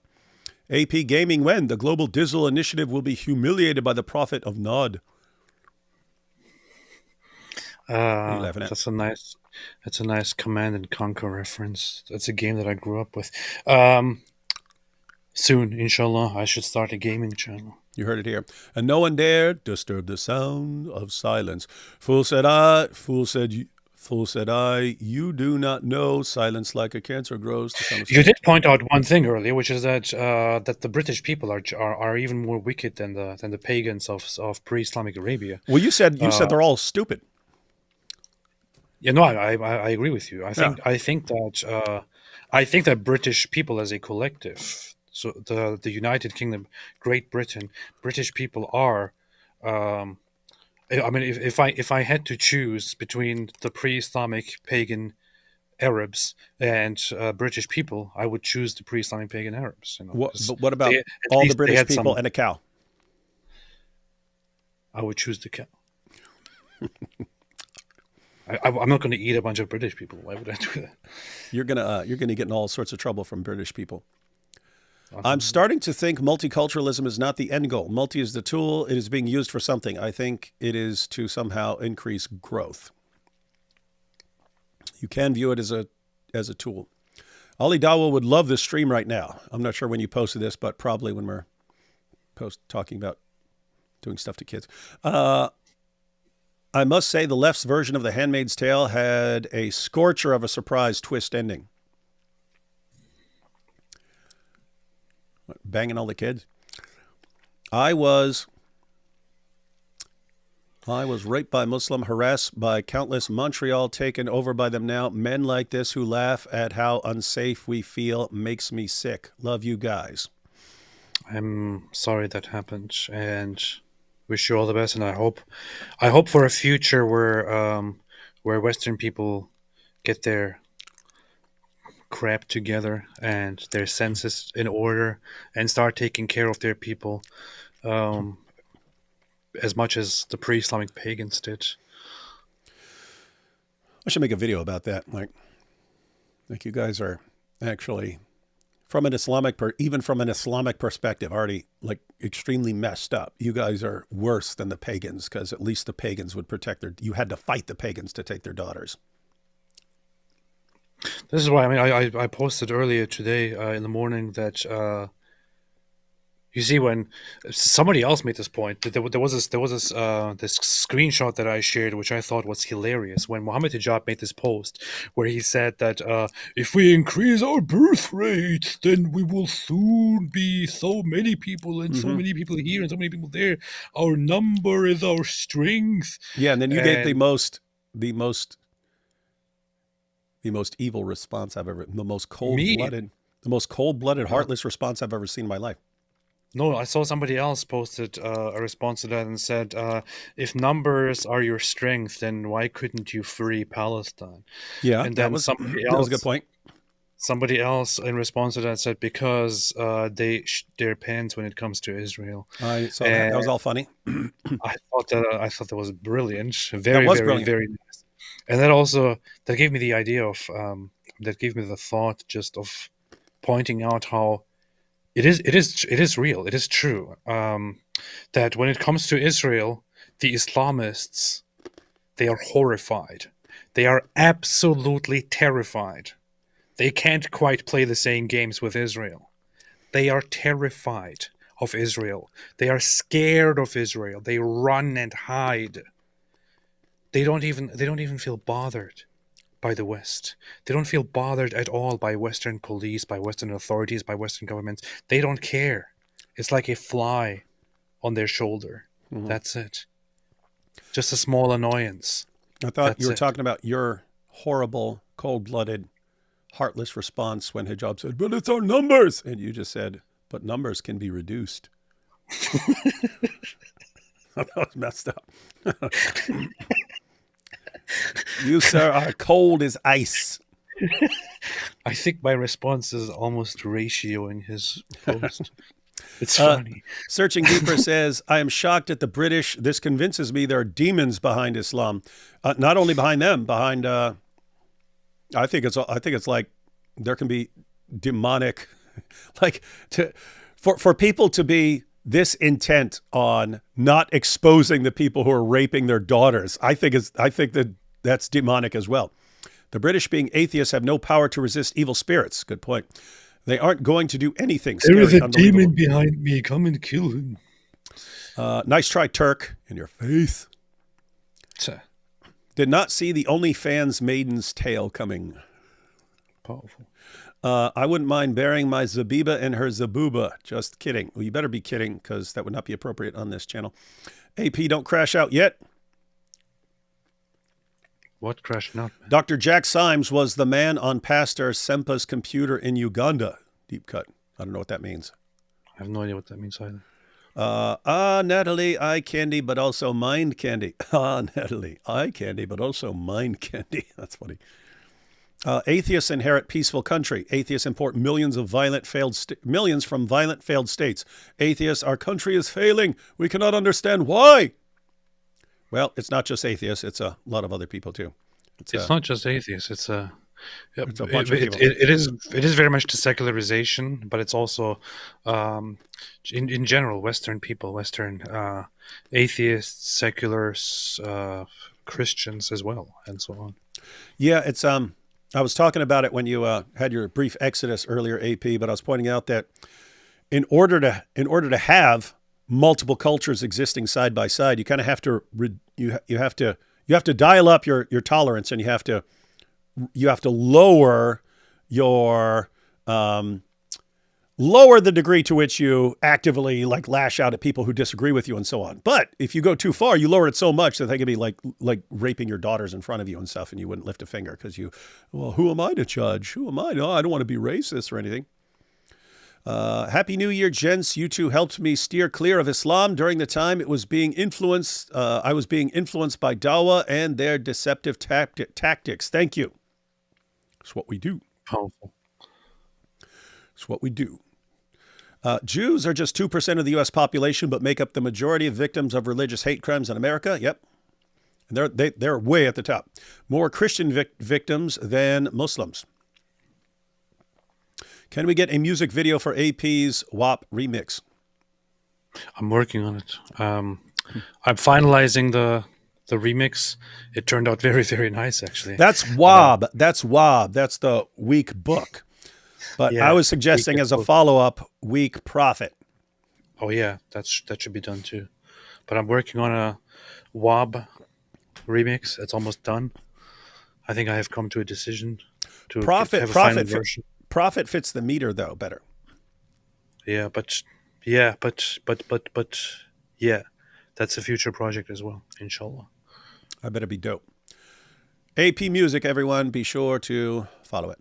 Pierce says it's just British Pakistanis. No, it's Iraqis in Malmo, Syrians in Germany, Somalis in Holland, Moroccans in Paris. It's a Quran problem. The lady shown is fair game for showing cleavage. Yeah, it's interesting because different countries have focused on importing different sort of communities from different areas and so on. And you keep getting this problem. It's not just these countries. It's places like Australia and so on. I've seen the exact same thing. So, how is it racist to expose a demonic ideology made up of 1.8 billion people of every race? We hate the demonic ideology, not the people. The NOLA guy wasn't an Arab, New Orleans guy, wasn't an Arab, but, right, he had the name. There are three types of lies. Lies, big lies, and statistics. Mark Twain. Beast. Giovanni says, I saw a video of Tommy Robinson defending the Tate brothers. Certainly made me question his motives. Oh, I said the same thing about Elon because Elon did the same thing. I mean, not to the same extent, but guys, it is easy especially if you're listening to Andrew Tate and not following the court trials and so on. It's very easy. We're all familiar with it because we've watched. We've gone through it. We've done multiple live streams where we went through it. We follow Milk Bar and Murdered by Crayons and so on, who constantly bring up the latest on Tate. If you're not doing that and you've just heard, oh, Tate, blah, blah, blah, oh, he's being attacked just for his great, impact on young people and so on, even smart people like Elon can fall for that idiotic nonsense. But it's not all hope is lost. You can actually respond to that. In other words, you can call out Elon. This is one of the good features of our era. You can call out nonsense pretty quick like. After hearing this debate on Piers Morgan, I choose the cow. Great job on Jake's channel, AP. Jake's channel. Thank you. Jake Rattlesnake. Oh, yeah, Rattlesnake. This is about the Labor Party trading chav girls for postal voting Muslim bloc. They run the councils. This is about power. Check out Raja Mia. Arya says, Indian Muslims are much less likely to commit crimes like that. They live in a pluralistic society growing up, so Pakis and Bengalis are more prone to do this. So I have to say a cultural element is there. I agree that the cultural element is there. Of course there's a cultural element. Yeah. Of course there is. Yeah. But it's Guys, not exclusive. Yeah. Saying that something... Guys, a culture is a mixture of things. One of those things is like the dominant religion in the culture. That's a factor in the culture. It's just like Germany can be very culturally different from the UK, can be very culturally different from the United States, despite the fact that Christianity has played a big role. You look at the values in the society, you can see how they've been impacted by the teachings of Jesus. You also see significant differences. So we're saying, yes, things vary from culture to culture, but there's a reason you end up with these things popping up in places as culturally diverse as Nigeria and Iraq and Pakistan and so on. My Andrew Tate as a rapist post is at 120,000 likes, 3 million views.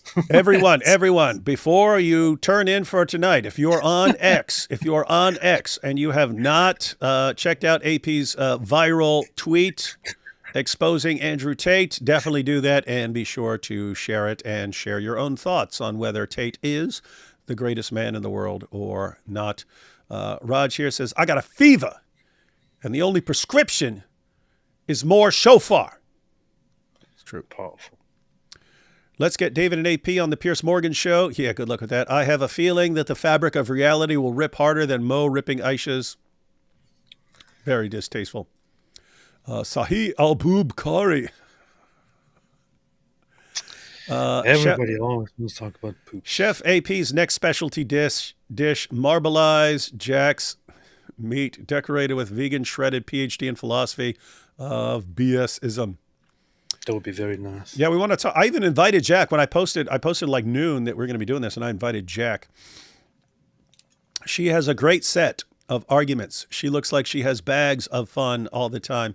I bet she makes some fire tater tots. Overall, a great gal. Stop objectifying. Man, this Jack guy blows. I would know. It's from Destiny. Think he got a PhD in smug, smarmy ball bag studies. Sounds about right. I just saw your debate announcement with Alex O'Connor. Oh, is that out? That been announced? I can't wait to see it, and interested that he took this very topic. Yeah, he chose the topic. Which he topic? wanted to debate. He wanted to debate whether Jesus claimed to be God. Oh, nice. I said okay. That's interesting. Why did he choose that topic? I don't know, but apparently he's interested in it. If he's interested in it, it's a topic I'm interested in too. So that's good. So yeah, it's going to be cool, guys. That'll be at DebateCon next month, middle of next month. I think the 15th. AP will be debating. I'll be debating. Inspiring Philosophy will be debating. Should be a good, fun time. Why is he using a photo of me where I look like a child? Don't know. Yeah, he'll get one from like years ago and never update it. To hell with you, Colonel Desmond Travers, if you don't remember the Babington plot and Romans 11 nowadays, for the sake of your island and your soul, know the people live around you. This is very cool. Yeah, it has been announced. It's all been announced. All of the debates, the planned debates are out there. It's happening next month. Everything's scheduled. No, some are actually missing. Oh boy, this is very funny. What? 15th are our debates. The next day, the 16th, are debates on different topics. Yeah. Including... That's how he normally does. He has like religion debates one day and then like political weird topics. Yeah, including interesting topics. Mm-hmm. A couple more. Yes, that's the word. AP did coitus interruptus with Aiden's worldview and position during the debate. I enjoyed watching. Muslim wizard pranking a couple. Coitus interruptus. Muslim wizard. Coitus interruptus. I know this might upset you, but I think this channel could be a little Islamophobic. Are you sure about that? No, because whenever Islam comes up, we instantly start talking about what about the little white school shooters? No wonder they show no regret or empathy when trialed. Additionally, their families behave like they are the victims, their males being perfectly moral. Powerful. That is true. Love to see you guys back. People are cold. Nice. AP, I really liked your nuanced case on Israel recently. Nuanced? Your nuanced case on Israel. Not like your nuanced case on the people of Great Britain. That sounds like a... I'm not sure if Isa actually means it, because I don't remember being nuanced. but I appreciate it. Thank you. Big fan, thank you. And thank you, big fan. Cristobal says, I also choose the cow. God bless you, Dizzle and AP. Thank you. We should raise money for someone to put the worst Quran verses on several billboards around their city. I don't think they'd allow it. I don't think they'd allow it. AP, check your DMs, man. Sent you a vid. That's great. That's great to watch. Happy New Year's, you guys. Inshallah. I want to check your DM once in a while. Chav equals council house environs, working class. Beast. And at AP, it's on, as far as your DMs, it's on Twitter. All right. All right, guys. Oh, man, my voice is shot. That's good because because we need to come to an end right now. Not sure what we got coming up. We need to come to an end. I'm not going to come to an end. Yeah, tomorrow, we're going live tomorrow, I believe. And tomorrow I want to look at one of these topics. I might do another live stream to have a closer look at what Natalie Winters had to say, because I didn't fully understand everything she was saying today. Just kidding. Uh, I might want to talk about some of the Mehdi Hassan stuff. Oh, yeah. That might be good to check out. And I also want to look at Elon Musk's discussion with Alice Weidel, the leader of the German AfD party, but not sure how and when we will do that. We shall figure it out, ladies and gentlemen. All right, everyone. And the main takeaway, ladies and gentlemen, the sources. We went through the sources, learned some of those sources, and respond to some of this stuff. And quit backing down. Don't back down from people who try to control your behavior just by calling you names and so on. Sticks and stones. Sticks and stones. Catch you all next time. But don't kiss the stone because it can't save you. Don't kiss the stone. Don't.